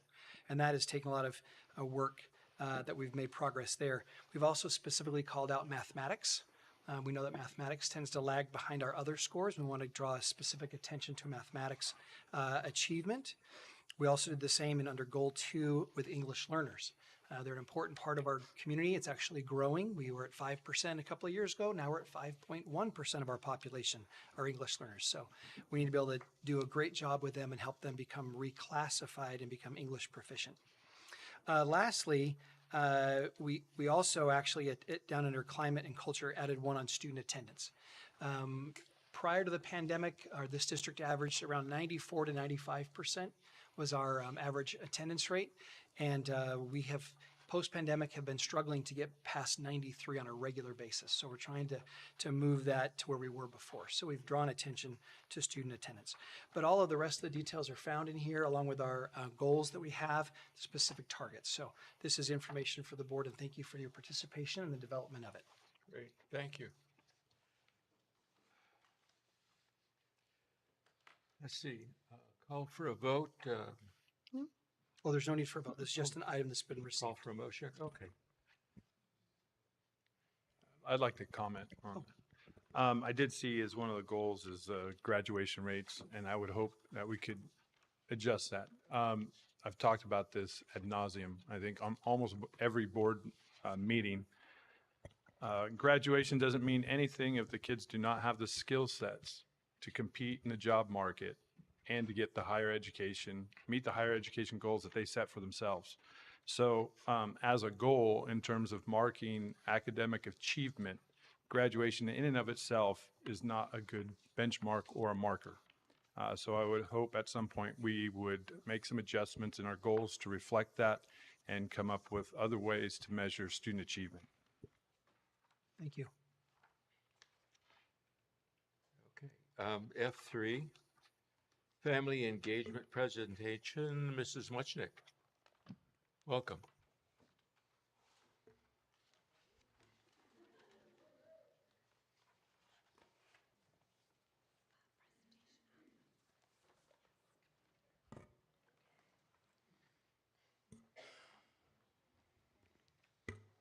Good evening, board members and Murrieta community.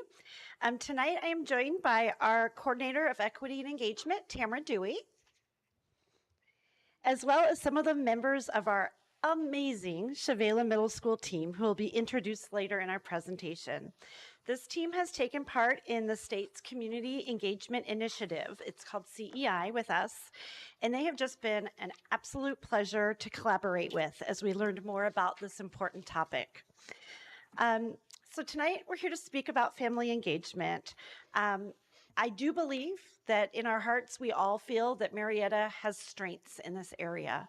It's really a core value for our district, and I think it's something that we all have felt we do well at, because if you go to activities within the district, you go to schools, they are often bustling with parents involved and engaged and part of the everyday work that we're doing. But being part of CEI has helped us realize how complex and multi-layered family engagement is. It has led us to continue or even renew our commitment to it and focus on where we can improve as a system. Tonight, we'll provide some introductory thoughts on family engagement, and then we'll provide some more information on the community engagement initiative that we've been part of now for almost 2 years. We also want to share with you about the Partnership for Thriving Students and Families, PTSF team, and how that has been re-envisioned this year. And finally, we will be highlighting some of the next steps that are planned for family engagement in our district.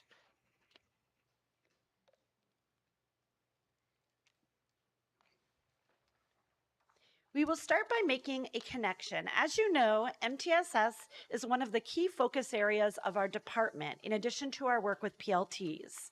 As you can see in the visual that we're sharing, family and community engagement is one of the 4 key components of MTSS. If you look closely at those small letters up there, you'll see that it speaks to the importance of engaging with students, families, and the community, obtaining feedback, developing strong communication, and providing information. And that is really a lot of what we're learning about and digging into in the work that we've been doing. It's really been a huge aha for our team as we've learned more about family engagement, because we've realized how connected it is to everything that we do. Once it's become a priority and something that's on our mind, it seems like we can't help but see every initiative that we're taking part in through the lens of family engagement.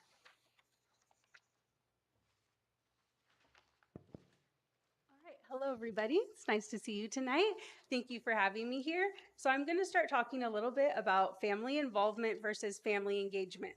So when we historically think of family involvement, it usually sounds like something to educators as judging how successful an event is by the number of people that show up.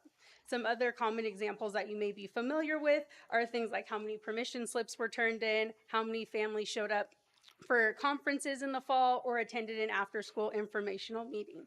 But just like Faith had mentioned, we're learning that family engagement is very complex. It's not just bodies and seats or the amount of people that attend. And through this initiative that we've been part of, we've extended our definition of what it is to not just family involvement and people showing up, but true family engagement. So the quote on the right side of the screen is from a book, Everybody Wins. And that's a book from Dr. Karen Mapp, who actually was at one of the meetings of our engagement initiative. And we use with our parent partners through the PTSF group that you'll hear a little bit more about later in working on family engagement. So if you look at the graphic on the left side of the screen, it points out some key points that outline the difference between family involvement and family engagement. When we talk about these things, they may seem to be the same and just words that can be flipped and used either way, but there are very big differences. The first meeting, if we have involvement, we're just talking at families, we're not talking with them. Next is that we come up with plans and we tell families how we want them to interact instead of listening to our families. What are the goals and aspirations for your children? How can we help you in those goals? And lastly, the difference between just serving our clientele, being our students and families, rather than actually having a true partnership where we work through all of the goals and aspirations and realize we're all on the same team. We all want what's best for students, and we want to send them out into the world after high school to be the best that they can be. I am very honored to work with this team that's beside me, and I'll be introducing some of them to explain a little bit more about how this engagement initiative has helped us. So, the Community Engagement Initiative is a statewide initiative, and it's an effort to help districts across the state to increase, again, the shift from involvement to engagement of families. Our team joined this initiative in the 22-23 school year, and our team is comprised of district staff, community partners, as well as our amazing Shavela staff. I'd like to invite our community partner, Ellen Larson, to speak a little bit about this initiative, as she is a wealth of wisdom and has been in this area for many years. Thank you. Good evening, everyone.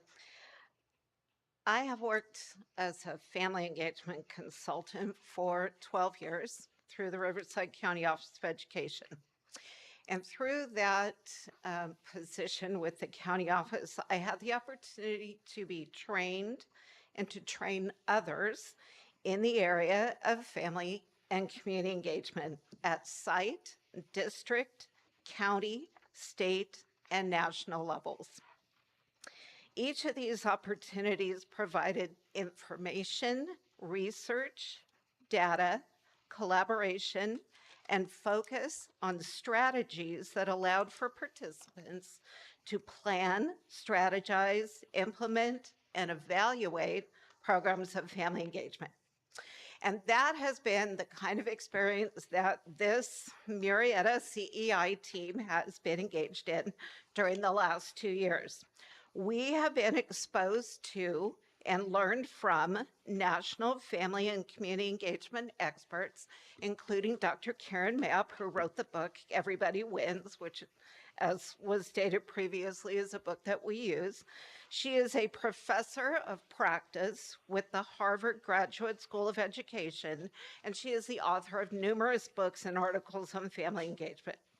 We have studied data and research on a statewide level. We have learned from other districts throughout the state about their exemplary programs, and we have been provided with the luxury of structured team time to determine what family engagement efforts and programs are best suited for our district and more specifically for Chevala Middle School. Family and community engagement works most effectively and productively when a plan for the activities and programs is in place. It was mentioned during public comments that what about the existing family engagement programs? This district is known for its family engagement programs, but the ones that I was involved in when my children were in school, along with Mrs. Barrett and with her children, those are still in place and they are foundational, but things have changed over the years. Public education has changed, society has changed. So those plans and activities and programs need to change also. So I'm going to quote a woman that I know who is another family and community engagement expert, Dr. Joyce Epstein. She is the professor of education and director of the National Network of Partnership Schools at Johns Hopkins University. This is what Dr. Epstein says.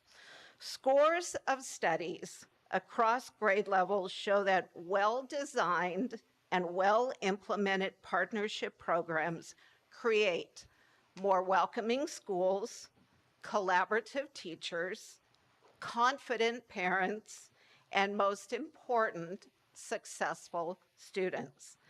It is time to implement strong and sustainable partnership programs in all schools with all families for the success of all students.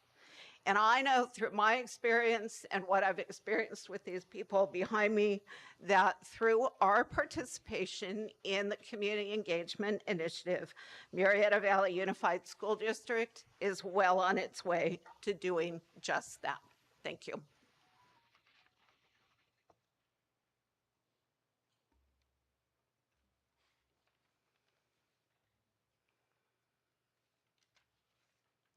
All right, now I have the honor of inviting some of our staff from the Chevala Middle School, who is the site that we are partnering with through this engagement initiative.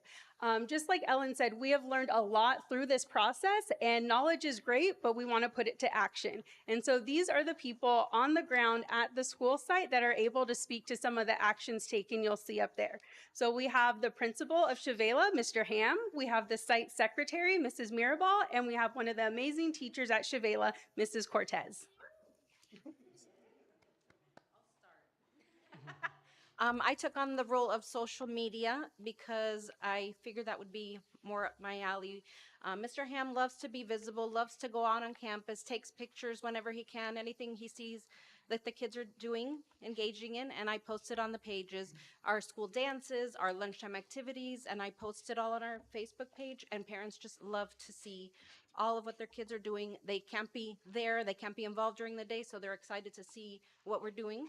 So that's one part that I've taken on and we've grown like over 400 followers on the page in the last year and a half since we started this.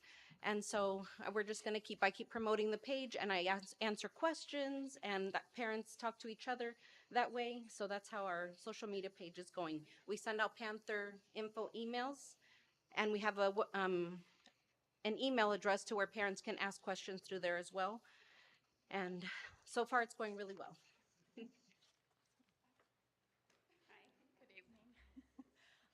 I am teacher at Shabela, and I am also the EL coordinator. And I have been so lucky. It doesn't bite. Sorry, it's first time.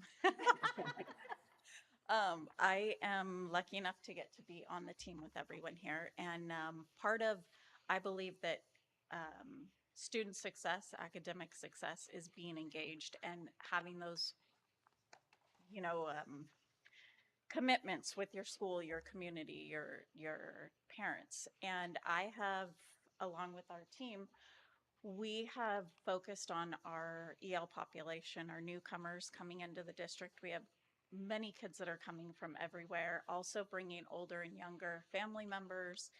And it has opened our eyes to exactly what those families need. Some of the things we are naive to, some of their dietary needs, some of them coming here not having school supplies, not understanding our system here. So it's been eye-opening to all of us to have these meetings with our families. So we welcome our families, and Cheryl, who was here earlier with the Purple Heart Award, she is one of our guidance techs. And she welcomes the families in, and then our team meets with them and we dig deep with them. We want to know as much as we can about them, what they need, what their families need, what older siblings need, whether it's help with college, whether it's help with high school. We really want to dig deep with them. And coming up with a newcomer survey, we have a chance to work with them and get to know exactly what they need. They're also brought on, parents are brought onto campus, and I take them around, introduce them to teachers. We have a chance to talk with them. And, what I've learned, I think, going to these conferences is that because I'm in the field, I don't realize that so many people are intimidated by teachers and a huge school and, this great opportunity their kids have, but they sometimes are intimidated. And it's been really nice to be able to welcome these families in and get to know them and work with the community and help them to feel comfortable just coming here to Murrieta. So that's kind of been my take, and I'll continue on and work with those kids as well as all the other kids on our site as becoming close and helping them to become part of the community and our school culture. Great job, Debbie. I'm Jason Ham. I'm the principal. I'm honored to be the principal at Shabela, and this has been an awesome undertaking that we've had at Shabela. This is a great team. Sorry, I'm a little sick. It's been a great thing. For example, things that you need to see or take advantage of. March Madness is big amongst everybody in the community, well, myself. And so I challenge staff during our March staff meeting of March Madness. So instead of making a negative touch with a parent about a student, make it a positive touch. So make it intentional. At least make 5 calls a week, 1 a day. Break it down, make it in small steps for the teachers to call the parents of students possibly that has done something wrong, and now they've made an improvement, no matter how small, because we all know in my seat, uh-oh, Jason, what did he do now? And so when I do call and make that positive phone call, it builds a connection. With our parent liaison that we're piloting on our campus, it's just begun. It's 5 hours a week, sometimes more. What she has done has been amazing. We've created a welcoming folder. So what the folder is when I would stand in the front and welcome a student onto campus, we would take the student with Cheryl and a student that would take them around campus. Well, it was like dropping your kid off at college. They're like, oh no, don't go. So we made a connection. So the parent liaison will meet with those families, give them the folder, breaks it down by department, our parent groups, our student groups, and everything that their child can get involved in. So when they leave our campus, they know what Shabela is all about. And with that, I felt like we had to have a signature calling. We had to have a call. So I had to identify Shabela. So it was by accident, but we have gotten a strong culture and it's going in the right direction. but we all go by Shavela Baby. And so it's grown tremendously. The shirts are everywhere. It's caught at the CEI. But the great thing about the engagement is that the parents are engaged with it as well. And with that engagement, we've gotten parents involved. For example, our 5th grade parent night last night, our 6th graders presented to the parents on the life of a 6th grader. So what better way for parents and students to see what it's like on Shafela campus with our students presenting? And we had our theater arts, we had our choir, and we had our band present. It's not about us as much as we want to engage. It's about the student they bring to our campus. And that's what we've done so far, and we're still growing.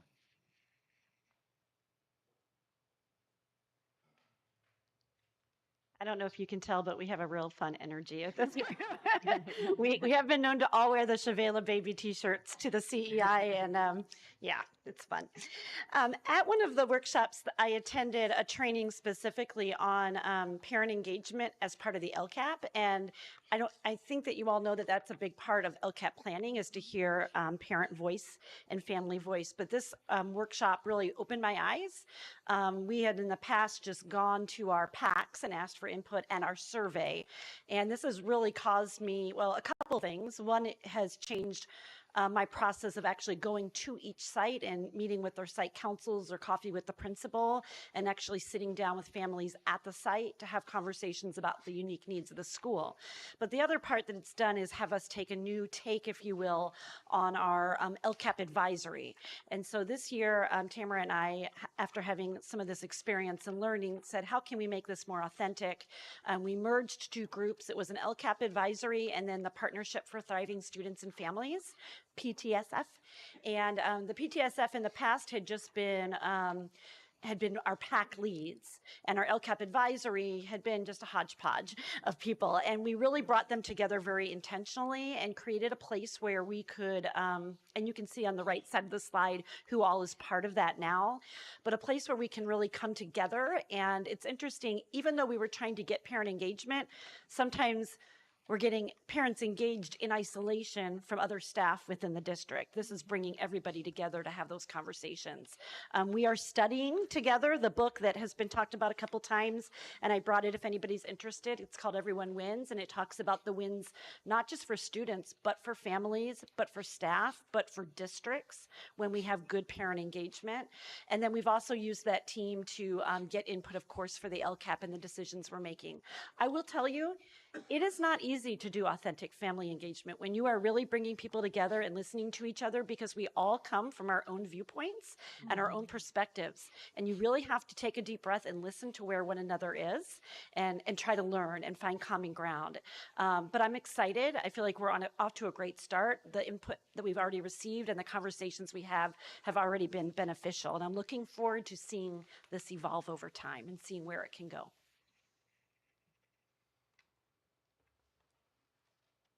Back. All right, so parent liaisons is another action step that came directly from CEI when going to the conference looking at different districts. This was a strategy that a lot of districts use to implement, to bring a family member from a currently enrolled student at the school site to help bridge that gap between the site and the families. So just as Debbie had mentioned, it's really interesting, again, being inside the education system. For anybody who's in it, we know we love an acronym, right? We have acronyms for everything. And I think sometimes we don't realize how much it sounds like we're speaking a different language than when we're speaking with families. I remember my first experience coming into the school district as a counselor. I was sitting in here's another acronym, an IEP meeting. And I remember hearing all of the testing and this and that. And I was floored. And I just remember looking at the family like, they just want to know if their kid's okay. Right? And so a parent liaison is a peer to the families that can help bridge that gap.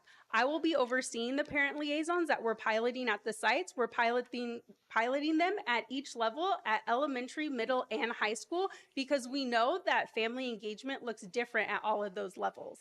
And so we are hopeful and very optimistic that our parent liaisons, again, can bridge that gap, give families a peer, and give them that inside information of what they need. It can be questions about seeking help for a student. It can be questions about how to get more engaged in the specific site school community. It could be questions about community resources at large. But we want to make sure that there's somebody there that's identified, that all families know, if I have a need or or concern, this is the person I can go to. And then that person will have support, of course, from the school site, and then of course from the district level as well. So this is a really big step we're taking forward, but we're really excited. As Jason mentioned, the parent liaisons just started, so they're just getting their feet under them. Again, really making sure they're involved in the culture of the school, and they'll be all ready to go for next school year to make those connections with families at the designated sites.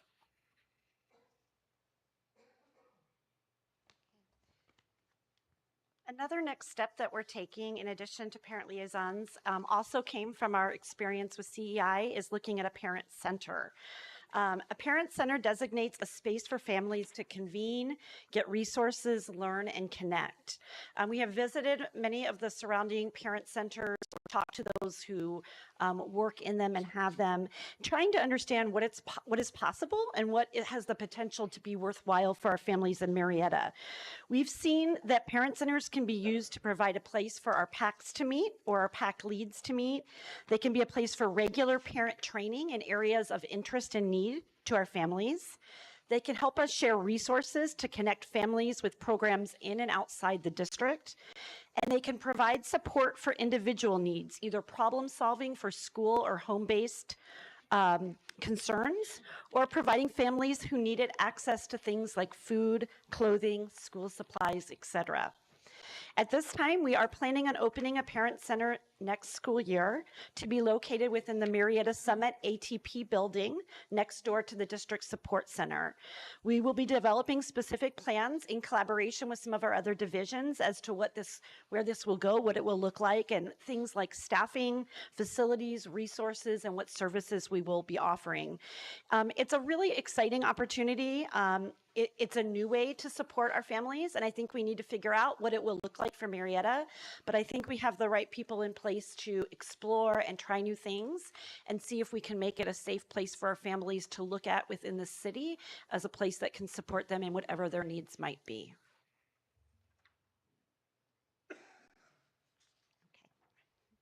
That's okay. Okay, and then finally here, we have a quote that I'll just share out loud. Partnership is not a posture, but a process, a continuous process that grows stronger each year as we devote ourselves to common tasks.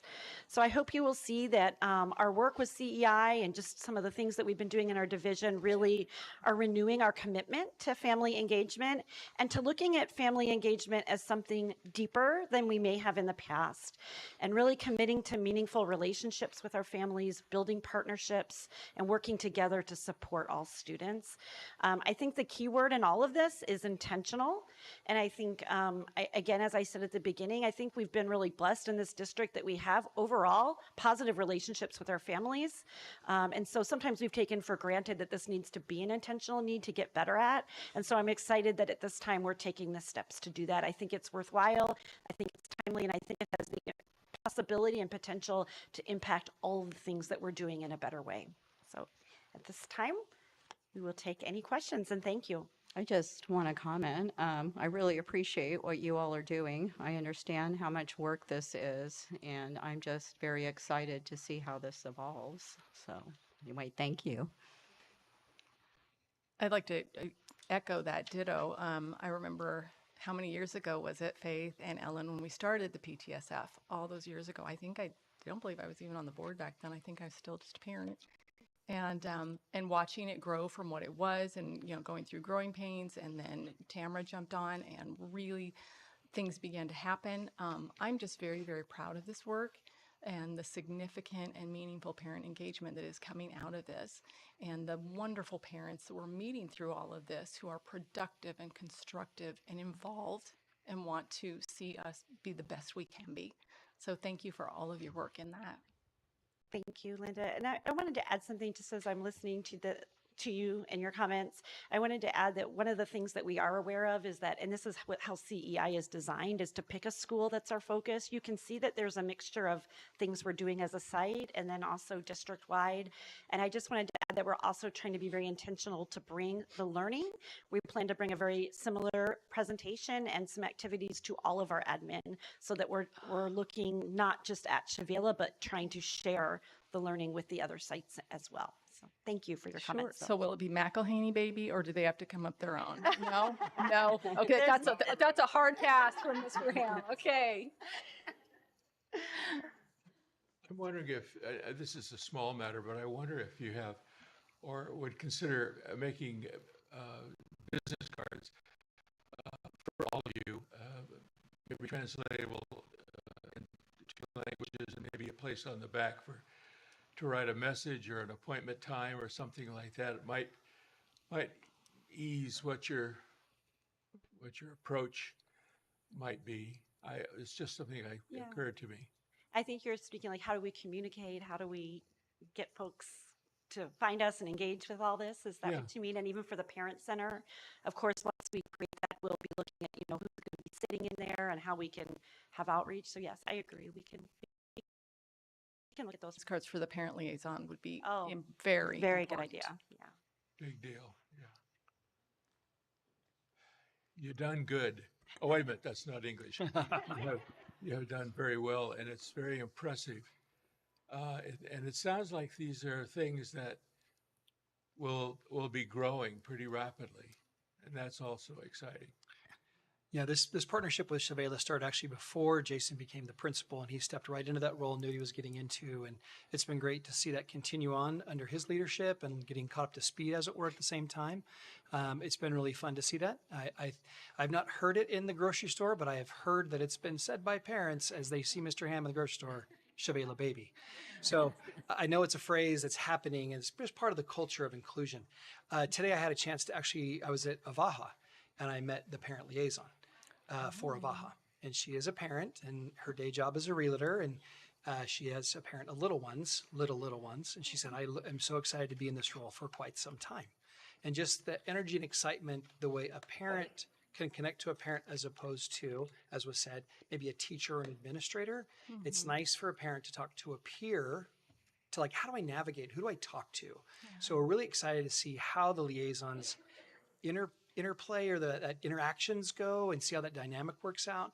Really excited to see that happen and how we might expand that over time, but we need to get started. And so we're glad to get started. So thank you for this effort. So I do have a couple questions. So I notice here on the slideshow that the purpose of this is to build capacity in communities and school districts to have crucial conversations with each other and build trust, with a focus on improving outcomes for pupils. And so I guess I didn't really hear anything about improving outcomes for pupils. And I just find that to be, with what some of the parents here said tonight,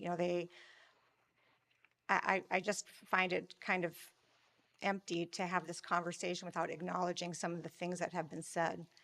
And this has been going on, I guess, for several years. And so to me, when we're talking about national, state, county programs, we're gonna have a building with a room, and we're gonna have intentional conversations, and we're starting at one school. And I guess the thing I just keep thinking about is people drop their kids off at school every day for 6 hours for at least 13 years. And so our scores aren't that great. I mean, I know we talk about the pandemic. We have a 28% illiteracy rate in California. And so I just listened to this, and not to diminish what the individuals here in front of me are doing, because I'm sure you are, each person can only talk to the people in front of them. So I'm not criticizing anyone in front of me.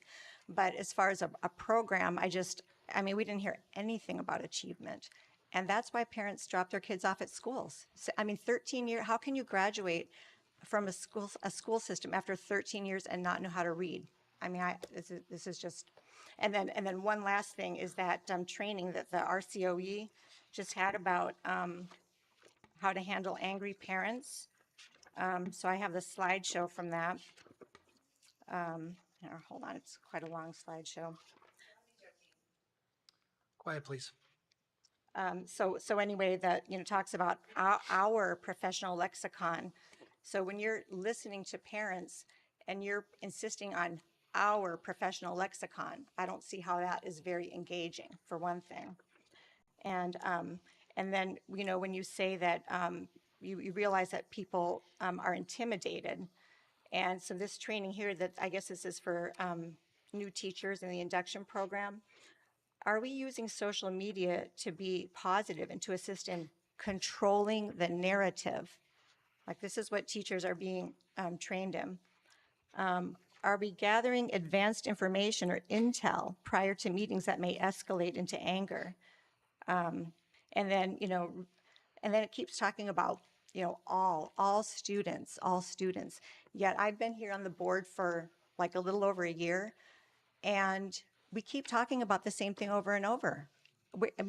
Here we have a representation of some students who are here, families who are here, and we have 22,000 students in the district. And so let's just ask ourselves right now, where are all the other parents? They're probably home, making dinner for their children, helping them with homework. Maybe they took them to sports, but, we do have a childhood obesity epidemic. So, when we see these slideshows and they come from, whatever, the Whole Child one we heard from the CDC, and there's always some big program that we're rah-rah, we're starting off again. And, what's been going on all these years, and why are our scores so low? And why are we not talking about that? Why are we talking about intentional conversations and, passing out business cards? And I just don't understand that. Anyway, that's all for me. I just wanted to say, Mr. Ham, I was on your campus and I love the campus, and I love the positive vibe and energy that was coming from your staff, and I enjoyed the tour, and I understand the parent engagement. Also, as a teacher who's been teaching for for a long time, 30 years or so, EduSpeak is just going to be alive and well forever, and I think it is one of the more intimidating things that parents have to face and new teachers, etc. So good luck with that challenge. I wish we could stick with an acronym for at least 5 years. All right, appreciate you guys. I can say something about acronyms because in the Navy, that's all we deal with constantly. And we even usually have a sheet out front. Julie, do we still have that sheet? On our website. Okay, we have a sheet on our website that's updated regularly about acronyms that we use, because we do talk in a foreign language a lot of times, and it puts people, makes them uneasy. What's she saying about me? I don't know, but I know you can overcome these problems, and you have overcome many things already, and I think you're going in the right direction. I really do. This is something that doesn't exist. Well, I have another name for it. I think you are ombudsman people. I used to be ombudsman, but I'm old-fashioned. So I'm ombudsman people, who can meet with other people and solve problems and make people feel comfortable, and that the school district is not a big bad boogeyman. It's composed of people. I think you have a tremendous task, and I think you're moving in the right direction. Hooray for you. Mr. Diffley, can I share that acronym page came from me because I was a parent on the LCAP committee and I couldn't follow anything. Even things like SMS, Chevala Middle School. I had to stop and think, what are we talking about? Because we weren't doing Chevala Baby. I would have clued right in then, but and so I went through the LCAP page by page and wrote out every single acronym and then defined it and turned that into Mary Walters, who was in Mrs. Muchnick's position before her, and asked that be kept with the LCAP and also be posted on the website and continually updated so that parents can always go look that kind of stuff up, because I was furious and upset and I felt like I didn't belong and I couldn't follow anything. So took matters into my own hands.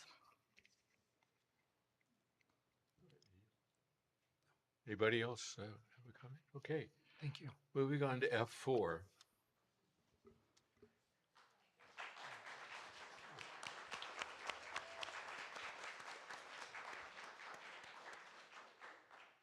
Thank you for the applause.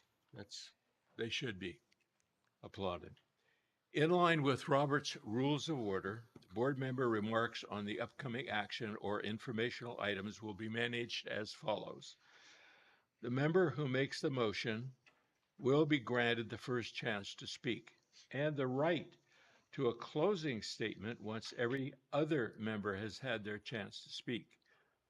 Each of the other members will be called upon one at a time by the board president to express their views without interruption on the agenda item. Agenda item F4, approval to waive first reading and rescind board policy 5020.1, parental notification. This calls for a motion. So moved. I'll second it. Moved and seconded. Now for the comments. I was under the impression in the last meeting that we had that we were interested in following suit with I'm Chino sorry, Valley. Mr. Pardue, I believe know. since I made the motion and Mr. Diffley just read that I would have the first comment. Oh, my bad. Yeah, First no, comment. Okay. I'm sorry, that's my. We'll take turns. I wanted to make the motion, but I wanted to immediately amend my motion.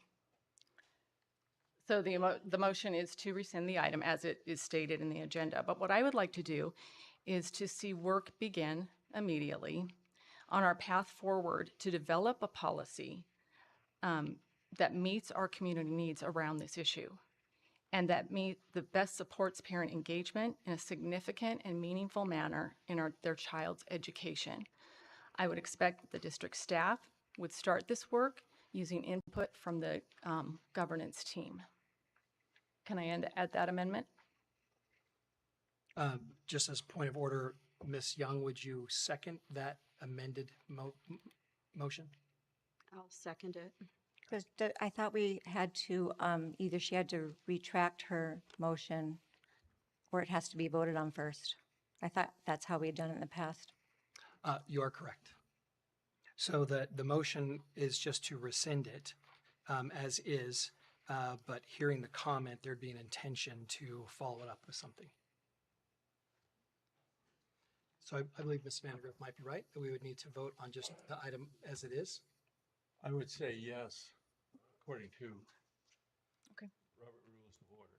Okay. And then follow up, if it's rejected, then follow up with the, your adjusted. What does Robert's Rules of Order say about the opportunity for other people to make motions in such a situation after her motion is voted on? We can follow that up, but at the moment, there's just one motion on the table. Okay.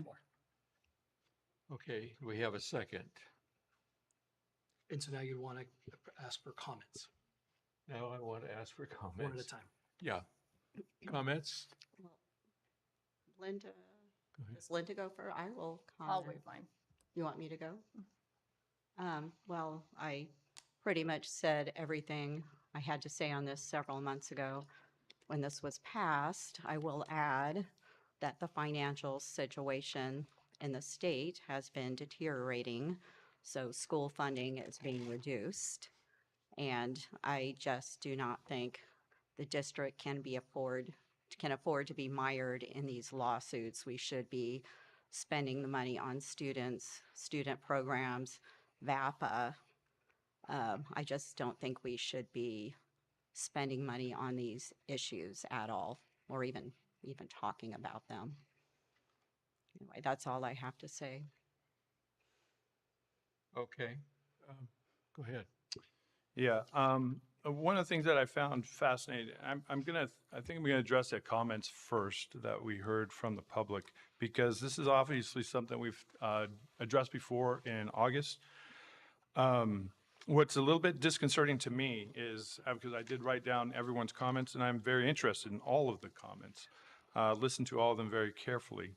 A number of students have come up discussing anxiety, a lot of abused former students and students. We have students who say that the campus has become less safe since August. Let's see. The board has a responsibility to protect LGBTQ kids. I think that's true. And also in the indoctrination of the youth was brought up by one student in particular. Seems to be something that come up a few times. One of the things another person talked about was about the bond in the community. And obviously an impassioned speech by Miss Eleanor Briggs and her husband Stephen about parents being engaged. And if there's one threat to the bond, this is it. This is it. If as a board, and as a school district, I should add, if our students and teachers, this is the thing that's most galling to me, come up and misquote what the board policy actually is, again and again and again. It's interesting because as a teacher myself, I understand that we have a responsibility to the students that we're entrusted with. Every single classroom should be a safe space. And when we're teaching our children, we're not supposed to be instilling some fear in them and giving them misinformation about what a board policy is and stirring the pot and creating a political football out of it. And that's what I think is the most disturbing about this. Because when we talk about students being indoctrinated,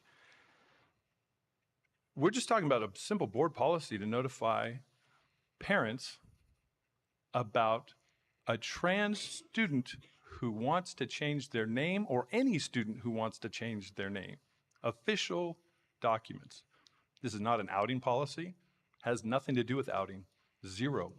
Most of the parents who come up and speak to the issue have a different gender identity student, but they know about it. I asked Dr. Andrus, he said not one student falls into this category. Furthermore, there was no administrative regulation set. This policy was never enacted. So why is it creating anxiety for any student? I couldn't imagine. So if it doesn't apply to a single student, and what we're trying to do is make sure that we have open communications with parents, what are we talking about? And why is there so much fear in our students? Why? Who's putting it there? I can answer that question. Quiet, please. Quiet, please. The other thing to think about is we are hitting financial straits. All the threats, this is very fascinating to me, that the state of California's Attorney General, an elected official, the governor of California, who determines how we're funded. We have funded less than almost any other district in the county. So they set the priorities, and one of their top priorities is to try to intimidate school districts like ours. That's a pretty sad statement. And please. Aside from us getting funded less, we're threatening lawsuits, and these lawsuits are coming from none other than teachers. Fascinating. At the same time, we're negotiating pay. Unbelievable to me. I cannot believe what I'm hearing. So as a community, we want to make sure that the money stays here to educate our children, not miseducate them, not instill them with fear that people are coming after them. We want to be open and transparent with parents. We do not want our teachers in a position where they have to hide information from parents. We want to make sure that we communicate, and we want to make sure our teachers are teaching. And we want to make sure that all of our students in our schools are safe. And I think an important element here too, because mental health comes up quite a bit, talk about upticks in mental health. Since COVID, mental health has gone up. We've had mental health issues in junior high kids and high school kids and teenagers for years and years and years and years. It is one of the most difficult times in life. Just a true statement. I've been teaching teenagers my entire adult life. And when we say life is, this is the best time in life, I think that's one of the most damaging statements to make, because the reality, at least from my experience, and we all have different experiences, and we're all speaking from our own experiences, which again, I thought was very interesting. The reality is that life gets much better, and that's an encouraging statement for most young people, is that your experience in life doesn't define who you are or who you're going to become. And just because, you know, you're going through a hard time at one particular moment in life doesn't mean that's going to persist forever. And I think that's an important message. Additionally, I think the hard part here as a society and as a governing board, and this has to do with what's age appropriate. At 25, just learned this not too long ago, 25-year-olds, 25 is a year to rent a car. Obviously 21, you have to drink. 18, you can vote. I spent my time in Europe and discovered I couldn't drink when I got back to the States after serving my country in a time of war. I was floored by that. And why is that? That's because as I've watched my kids grow up and they go through these difficult times in life, I've watched them mature with each time I see them as they've left the house to go do the things they're doing in college. They mature, they change, they grow, and there's a lot going on with them when they're in their teenage years. It's a very difficult time. So I think it's just important that we do not cut parents out of what's happening. It's very important that we partner with them, and that was just demonstrated in the last presentation we had. So this is why this board policy was brought up. This is why we're having the conversation. This is also why we should be discussing this, but it is very hard to see educated people come up one after another and misrepresent this board policy. That is a travesty. It's a travesty to what it's doing to the young people at our schools. I'm floored by their impassioned speeches that are so ill-informed. And I'm really disappointed at the teachers who are leading students and teaching students to misquote board policy so flagrantly. That's all I have to say. Thank you. Yeah, I have a comment on that. So we had a closed session earlier this month, and prior to that, we were told that our attorney would be at the closed session, and the attorney wasn't there. And so the information, some information was given to us in absence of having an attorney present. And so when I got the agenda a few days ago and I saw what was on there, it wasn't what I thought I remembered was going to happen. And I also noticed, Dr. Andrus, that it was submitted by you alone and not another single board member's name on it. And so as I was kind of looking into this, because there is some public information available on some other cases that are in progress, you know, the Attorney General Bonta, you know, has sued Chino Valley, and there are some rulings on that. There's a preliminary injunction ruling that I think might have been, well, I won't talk about what happened in closed session, but I did dig up some public documents, some court rulings, you know, stamped by the court, took a look at them, and they don't seem to conform exactly with what I was hearing in the closed session. And based on that, I do not think it's appropriate for us to be making these, as people are pointing out, these are legal decisions, and we have not had access to our attorney. And I think that we should table this until when we can make a, you know, have whatever it may need to be for timing and whatever, whether it's an emergency meeting, a special meeting, but the board has a right to consult with our attorney. And so that would be what I favor. Okay. Linda? Did you have a comment? I do. Go ahead. She would be the concluding comment following that Robert's Rule of Order. Yeah, okay. An interesting point. It's one thing to hear an attorney over a speakerphone, and it's very difficult to, you know, put your thoughts together and ask them and get their reaction and so forth. And that hasn't happened. I believe that we need to have the attorney in the room as long as we're getting billed either way. So we need to have an attorney in the room so that we can ask all the pertinent questions we need to ask in order to make a coherent and honest decision. That's my feeling. Linda, go ahead. Okay. So there's been a lot of comment. I want to thank everyone who came in to comment. You know, it's not easy to stand up in front of a group of people and speak from your hearts. And I appreciate all of the comments on all sides. Pull your mic in a little bit. Oh, okay, sorry. The issue before us today is not actually really about most of what the comments were here today, except all of the cases that are, the suits that are filing up against us. The number one issue before us today is about the pending PERB case, P-E-R-B, complaint that has been filed against the district regarding this board policy.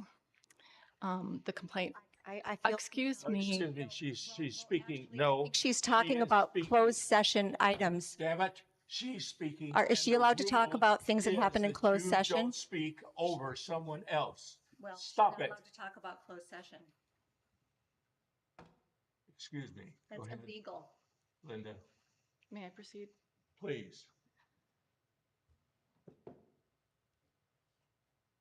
The PERB complaint alleges that the board policy violates the contract between MVUSD and MEA by changing the conditions of the work environment without first going to the Teachers Association, allowing them to negotiate this, or first for a formal negotiation, and that's required by state and federal law.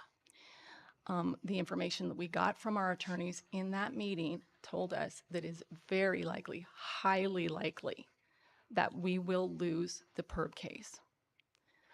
This board policy has already cost tens of thousands of dollars in legal fees for us. That money is gone, you guys, and it's never been enforced. Nothing's come from it. The money's gone. It's out of your classroom.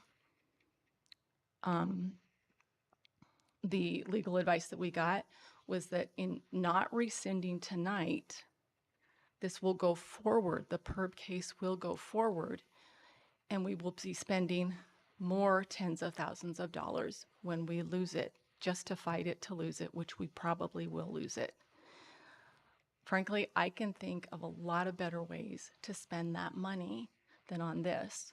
The reason why I added the amendment to my original motion, and I understand the procedure and I'm fine with it, but I do believe we need to rescind this policy tonight to protect us from the PERB complaint, to protect that from going forward, and to begin to stem some of the other investigations and complaints that have been filed against us.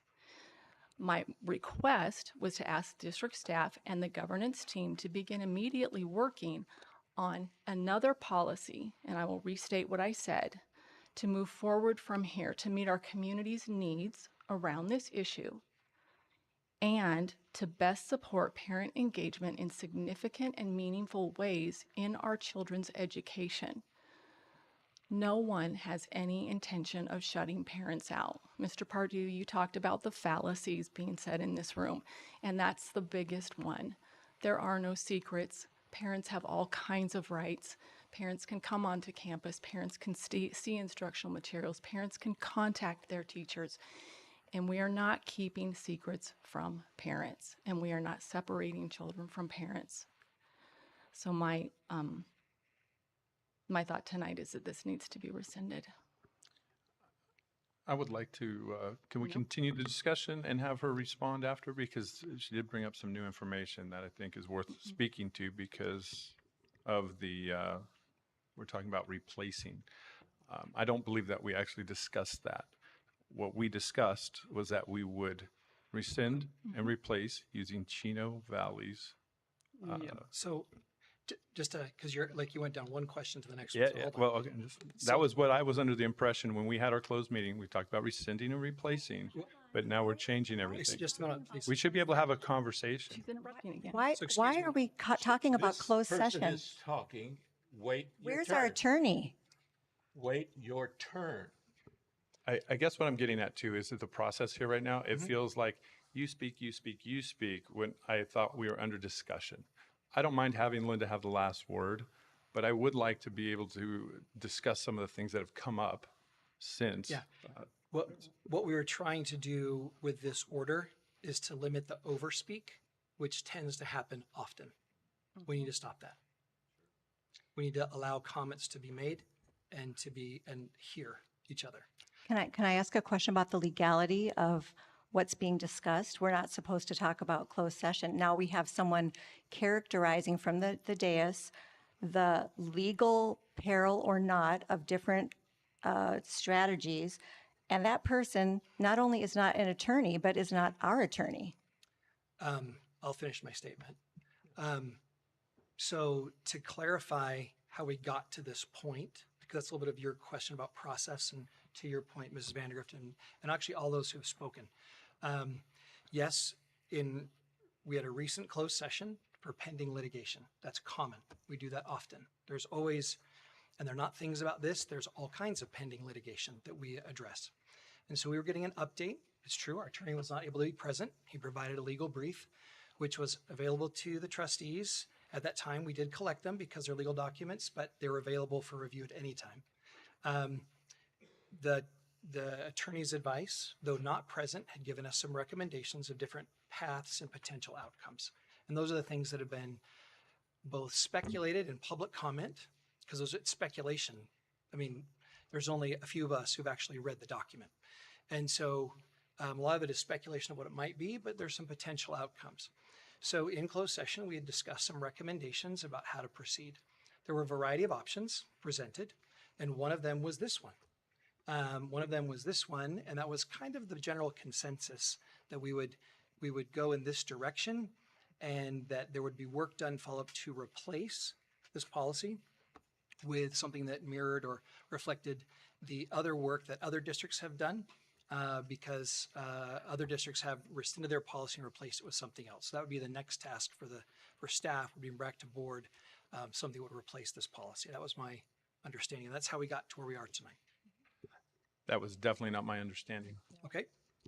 Let's take out the piece of paper from the attorney and have him sit here and talk to us about it.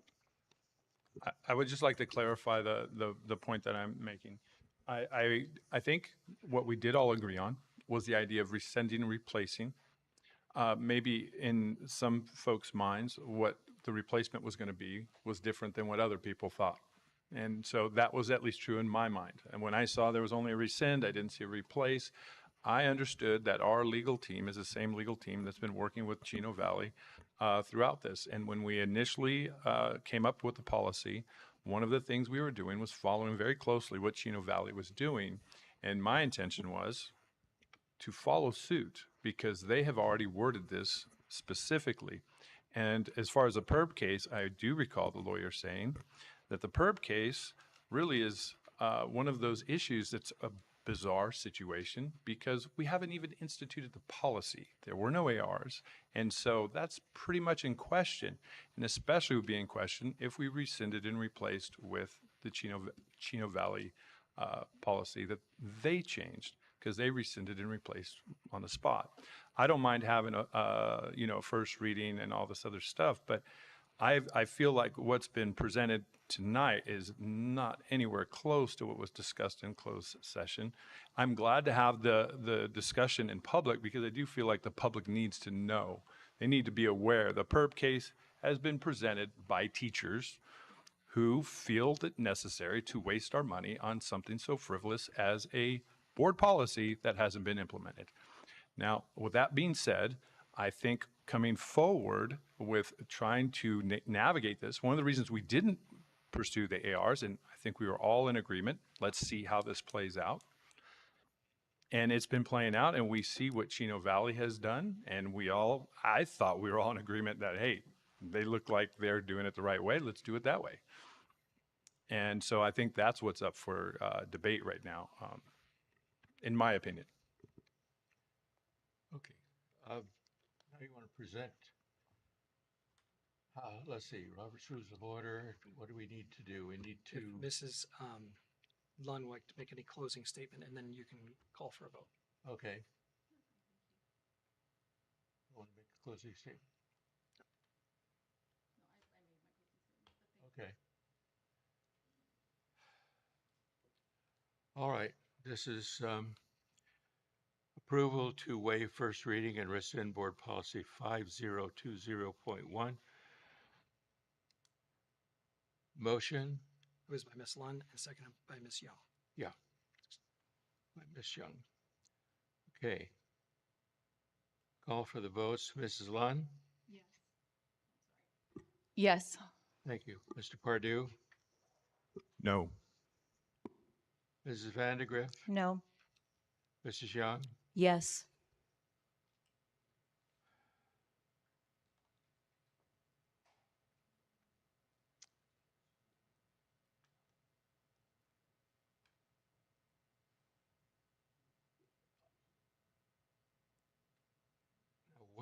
When does that second part of this come into play? So- Immediately. Yeah. So the part There's about no developing a motion. policy is something that our staff has already started doing. Mm-hmm. We already have a draft started and a group has been meeting on this policy using the Chino Valley one as an exemplar. That work is already underway. Okay.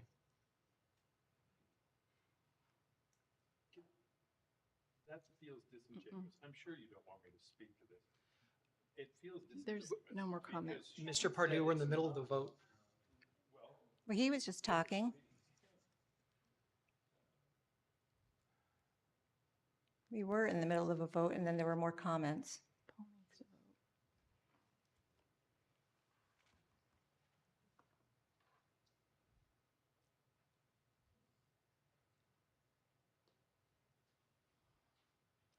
I think personally, I haven't commented much. I think personally that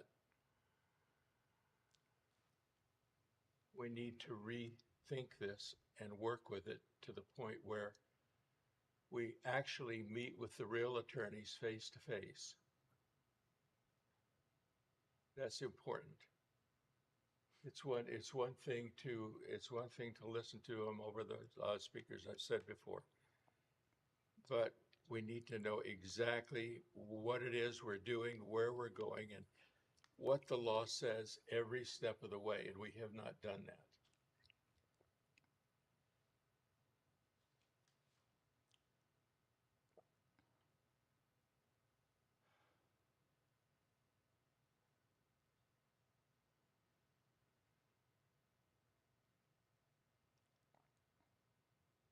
So I would say no, and then present your,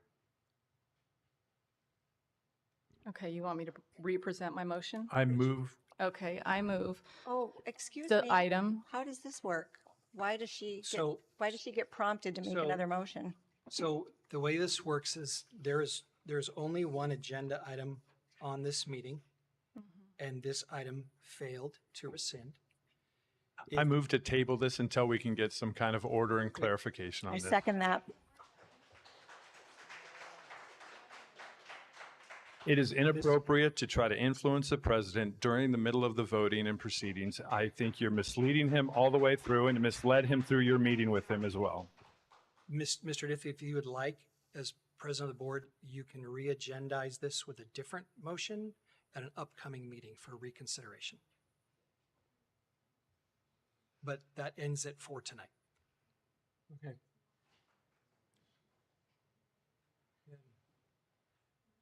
Write it up. My motion is I did make a motion to table this item for another meeting. Do I have a second? I did second it. No, you don't get to run the meeting. But there's, It's not an agenda item. we only had one agenda item here. Wait, But- well, she was going to make an amended one and that was going to be okay until I spoke up. You are correct. It's a and hot that's why- mess. That's why we ended it. And that's why I have said that's the end of this item. You stopped it. And so, in essence, Mr. Pardue, what you just said about tabling it is what just in actuality occurred. Well, actually, no, I don't understand. So then he looked at Linda and said, so are we going to start working on that? And she said, yes. And it's like, wait, what is she working on? And why is it her? I mean, we're a board here. So I don't. That's why I said the governance team. Well, we can't, we only can do this in public. So why don't we agendize it and have the attorney here? So there will be opportunity for any interested board member who'd like to take a look at the draft that we have going and to provide comment even prior to the first reading. I think we should meet in closed session with the attorney. We can make that happen too. I would like to do that. I would like to be in closed session with the attorney, with the entire board. One of the things that's frustrating about this is just even the process of what we're doing right now is very frustrating. If we were to rescind and replace the way we discussed with Chino Valley, instead of saying, oh, no, we're going to work on something entirely different, we already have all the language that has been vetted by our legal team. And because it's our legal team, is their legal team. But we changed that at the last minute, and now we're here in this quagmire trying to decide, and now I can't even tell, did we table it? Did we rescind it? Are we sticking? The vote couldn't even happen properly. Mr. Pardue, I think you brought up a really good point. We came out with very different understandings of what happened in closed session. So, oh, for love of God, please stop interrupting. Please. Go ahead, Mrs. Lynn. So I totally agree with you on that point. My understanding was not what your understanding was. So thank you for bringing that up. Well, is it everyone's understanding that we took an informal vote in closed session that was 3-2? So maybe you didn't agree. Oh, you're interrupting. I see your breath coming out.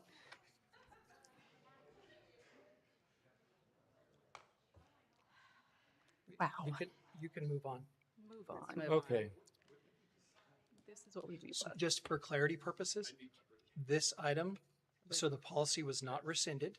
It only had 2 yes votes to rescind. So the policy is still in place. Again, there's no administrative regulation, so it's not enforced, but the policy still exists as of today. And which means beyond, I understand. I do understand what it means. The reason that I bring this up, one of the things that we had discussed in closed session, I think was brought up tonight by people who would have liked to see this rescinded, was that if we were to rescind and just replace with this board policy, it could just be a first reading. We could amend it later, but we've at least rescinded what you were concerned about, right? And I thought that was kind of interesting, just how this has all taken place. And I do think is important, though. Let's stick with what we have. It's fine. We'll move on. Let's restate that. What do we have? So what happened is that the vote was not to rescind it, so it's still in place as it was, coming into this meeting. It still is there. If it is the direction of the president, we can agendize an item in an upcoming board meeting to rescind this policy and replace it with one that would face fewer legal challenges and something that is very much like the Chino Valley one, which I've had a chance to review. There's elements of that which are terrific. There's also elements of that could be enhanced. And so there's opportunity to actually improve upon it. And I think I heard Mr. Diffley say in closed session with the help of our attorney. Is that right? And we can certainly do that. Absolutely. Okay. Absolutely. That's important. Thank you. So it's not a dead issue.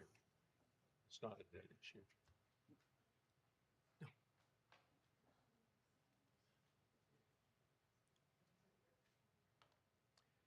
Moving on to F5, approval of personnel report. Call for a motion. So moved. Quiet, please. I'll second it. Moved and seconded. All in favor? Aye. Aye. Any opposed? Hearing none. Motion passes 5-0. F6, approval of course-based independent study courses. Call for a motion. So moved. Second. Moved and seconded. Any comments? Hearing none. All in favor? Aye. Any opposed? Motion carries. Item I, adjournment. I call for a motion to adjourn the Board of Education special meeting at 7:43